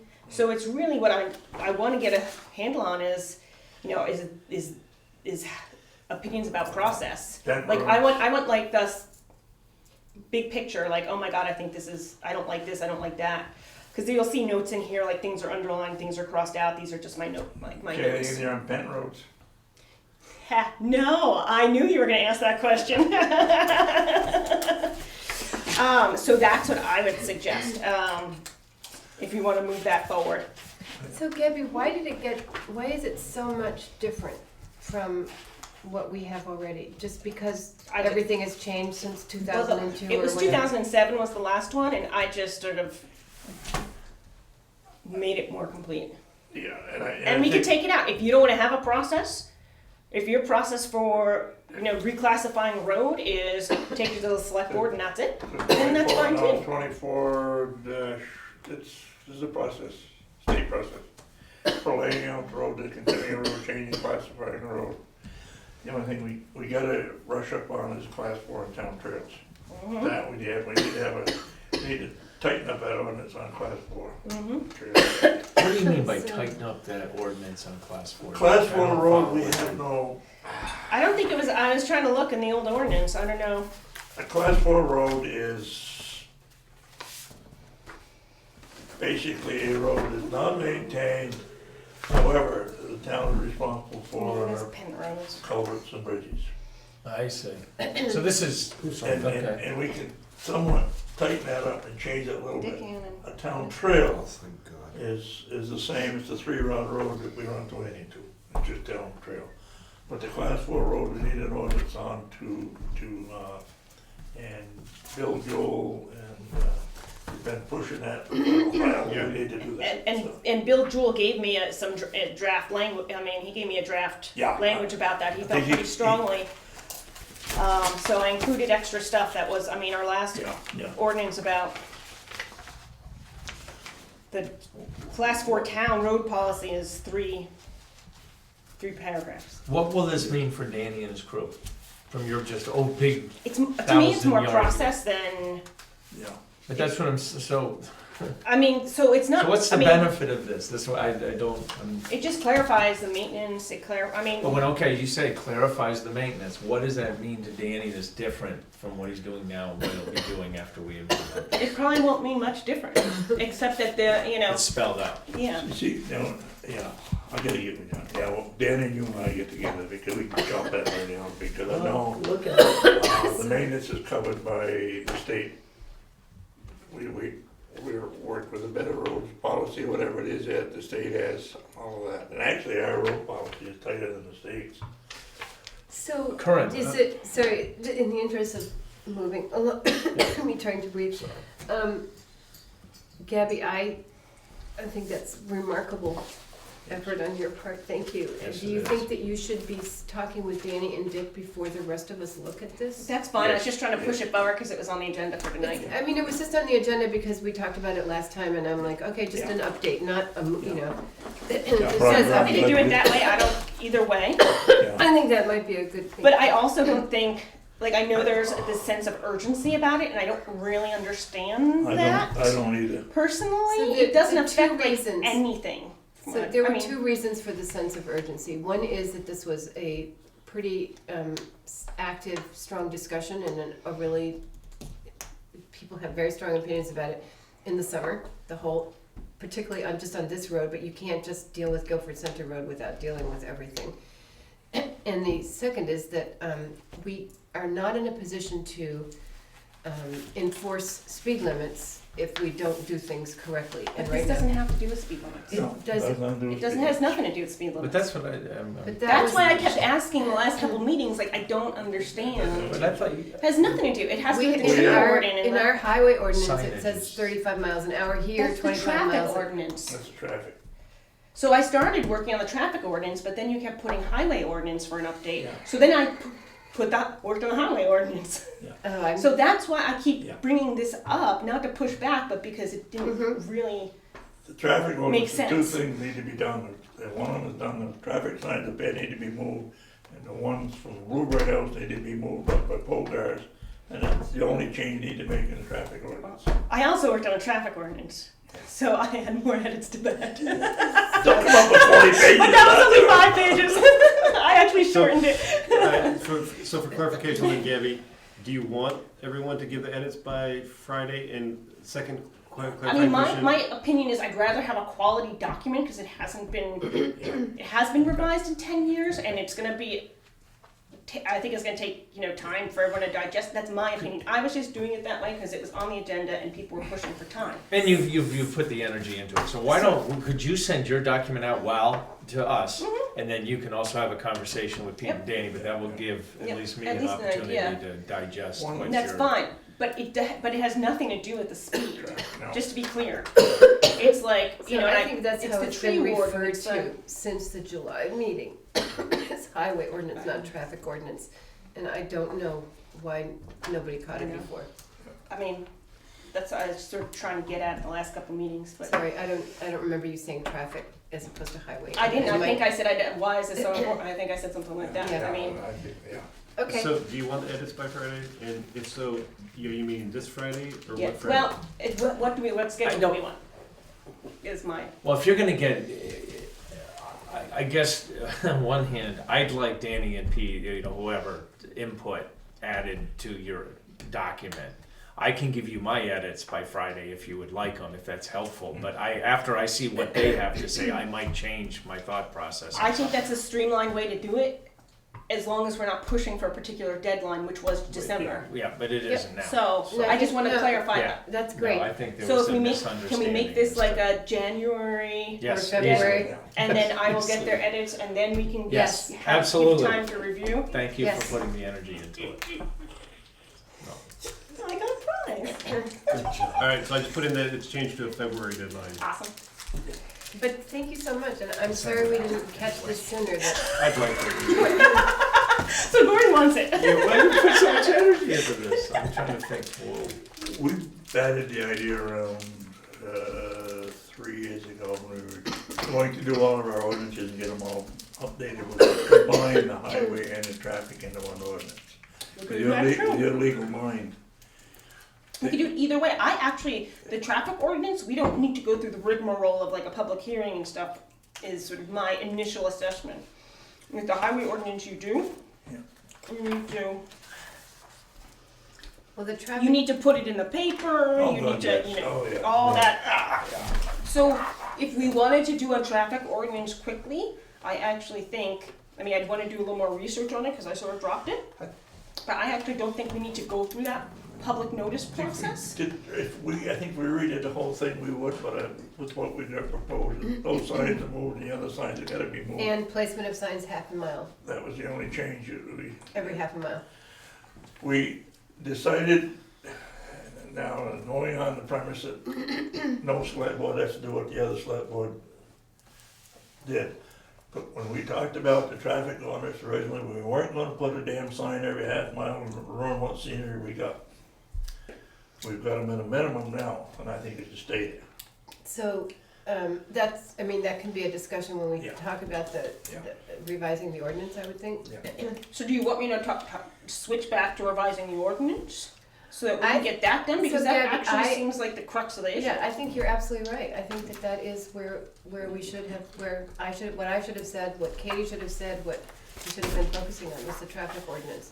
I did not realize that the highway ordinance also needed updating. I thought it was. So it's no loss. Yeah, no. Great. Moving on. Do we have any other discussion or updates? So the general update from Danny on highway is, I have to read this to you. He's not here. But he's back from hunting. Culvert, leaves, potholes, dead trees, working on equipment. That's about the gist of it. Yep.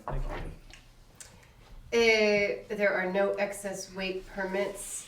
Has somebody had a chance to look at the warrants? I would like to make the following motion that we pay payroll for the week ending 11/20/16 for $5,852.63. Payroll of week ending 11/27/16 for $9,388.07. Expense warrant number 1710 for $11,284.64.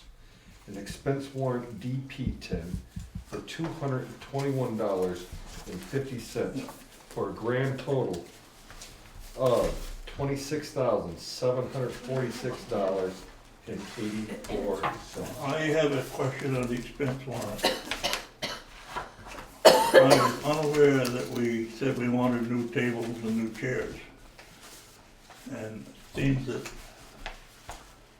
Gordon said he'd take the blame for it, but somebody went on a trip to Manchester and got mileage and brought back new chairs and everything for us. And it's in there, and I don't think anybody knew about it. I didn't. Did So, you? the expense is $180 for 8 meeting chairs, 5 office chairs, and 2 meeting tables. And we took a survey in the town office about the chairs, the people who sit in them all the time, and agreed that that was a very reasonable price of $180 plus the mileage. Oh, you were setting the precedent that I can go buy a light bulb for the town office in Burlington and get mileage for it? The mileage part is what, it sounded, the way you explained it to me, it sounded like you went on a joyride and went and got chairs and tables. Does it? That And got wasn't it. mileage for it, and you got mileage for it, that's what. Are you objecting to the mileage, Dick? I am, yes. Well, I would like to add my 2 cents, because I have been, since I started on this select board, complaining about the seat I was sitting in. So while Sheila did get input from the town members, and believe me. Town office staff. Yeah, well, from our office staff that we needed to change. I support it. I think it was reasonably done. I think, for them to bring back 4 chairs, 2 tables, and these chairs in a truck, 5 chairs. to make it whatever it was, 5 chairs. So, Dick, I just want you to know, I hear where you're going, and I don't think it's I hope it's not setting a precedence, and perhaps, we could make, maybe we should have had the discussion I beforehand. was gonna say, I think the select board should have been part of the But discussion, yes. I support the decision. I was pleased when I walked in the door to see the change, but that's just me. So is the planning commission. Hey, they are pretty comfortable, I'll say that. I've sat What's in the it cost for- of the reimbursement that we're discussing? It's $180 for all the furniture 5 and hours. $70 something for the mileage. Not a big deal, I would just, No, it's not. But I do think we need to be careful about, I think it happens often that we're making decisions with groups of people that So we might went not to be the budget. completely consistent with the open meeting law. We That's went all to I'm the saying. budget to That's see if there was That's my only point. office supplies and equipment in here. If there was a sufficient money, and there was. My only point is that when we have, when you start talking about, start talking to everyone and the decision was made, I just think we have to be careful with open meeting law. That's my only. So would you say the same Well, open thing? meeting law, I wouldn't, You can't make any Sheila- decisions about the town. yes. So we But just that's, made- that's select board Just for So members. Gabby, clarification, we just made a discussion. decision about She didn't Guilford, discuss it with about me. the Oh, okay. email I thought it addresses. was- No. I've been complaining she since said, I've been sorry. sitting in these chairs, how uncomfortable they are for the, So is whatever everybody else. the time of So- the select board, but I did not have any I'm sorry, I thought you discussions. said you were discussing it. No. I did not discuss it. I just made comments. And so by extension, Gabby, you're saying that we shouldn't have enrolled in the Google Docs, Google app without Yeah. considering. But, I mean, we don't consult the town when we need to buy. It was a contract, we shouldn't have entered into a contract without a vote. That would be my opinion. If we were gonna be technical and proper, we entered into a contract without a vote.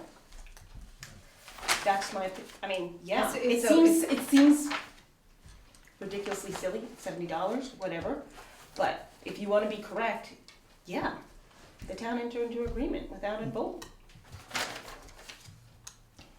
I mean, I just mean that as a general proposition, we just need to be careful, because there are, No, I think things that's are a little that's loosey-goosey, and we that's a just fair need to be point. really careful, and that's it. So we, I think the intent, I just want to say for Sheila, because I feel badly about the way this table thing has come out, because I think it's such an improvement. It's table game. But I want to thank Dick and Sheila for doing what they did, even if it wasn't done perhaps, you know, whatever. there is a motion on the floor to accept the warrants that I think they're being signed, and is there a second? Yeah. Gordon, second. It's my job, Gordon. All in favor? Aye. Please notice that at the end of the document, there is just a courtesy notification that some money is being withdrawn from an employee's account, and it doesn't have any impact on the budget, but it's there. Right. It's coming out of the whatever that account there is for. I just passed them, I'll just hold on to them until they come back to me. Well, they're gonna come back to me first. No. Can you go through the communications that you have in the folder, Peter? Yep. Wait, sorry, did we pass that? Very good. Yes. Okay, Yes. thank you. Yeah. I'm just writing the notes. Uh-oh. Thank you for candy, by the way. All right, just a few very minor, quick things as far as communications.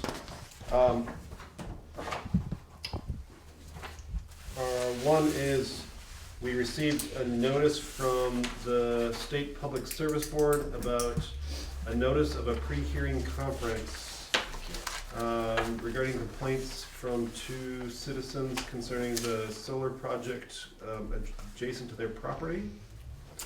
So if any of you would like to look at that, it's just simply notifying us that it's happening, and then the details therein of the pre-hearing and the complaint. So you guys are obviously welcome to look at that. It's kind of apropos the discussion we had a couple weeks ago about solar Okay, the one there. installations in town. Is this the proposed? No, this is not the the existing. proposed one. This is, And Troy. Thank you, Sheila. Let me look at that, I wanna see who made the opposition. Okay. This is a thank you letter from yeah, Seth. I can't find it now. Anyhow, we also received a thank you letter from Septic regarding the financial support to them for the last fiscal year. And that is it. Okay. So, Nice. did anybody have a chance to read the minutes? I went on the website and read them. No. Because I think we need to So, sign this yeah, one. yeah. It went on the Dropbox, that's all. Yeah, Oh, yeah, it was that's my my mistake. fault for. No, I just said, should've- I went to the Yeah, thing and read I it. just, I didn't. We'll do it next time. They're not in, they're not there. Hey, guess what? It's the first time, first meeting. It's because Dropbox got logged out on this computer and it's your personal account. Oh, yeah. Anyway, It's not a big but deal. either way, I we're just not had gonna be read using it something I anymore, can't and have so done, it's, So that's all. I No, did that's have fine. Peter come in on Thanksgiving Day and post the meeting notice online because it hadn't gone up. First time we're driving. I'm like, it has to be up there by Thursday night, so he had to come in.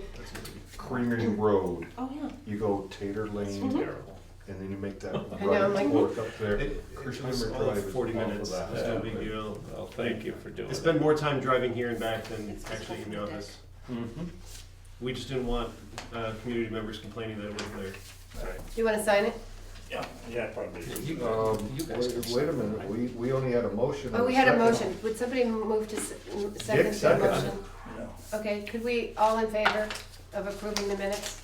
Aye. Okay. Any I am opposed? abstaining, You're abstaining? because I haven't read them, so Okay, You could read them and then. I'm sure they're fine. so that's the one. It's up at the top. That's not the Minutes, one. the first thing that we were supposed to have done that we didn't, we postponed. Oh, at the this is top? the one that's in the Yeah. wrong spot. Where, Troy? oh, there's, yes, They had to that's, move it because of the wetlands. it says. Right. No, they moved it because somebody didn't like where they were, so they moved it, and now they're out of, No, this says they don't like it where it was, I think they have to move it because of the wetlands.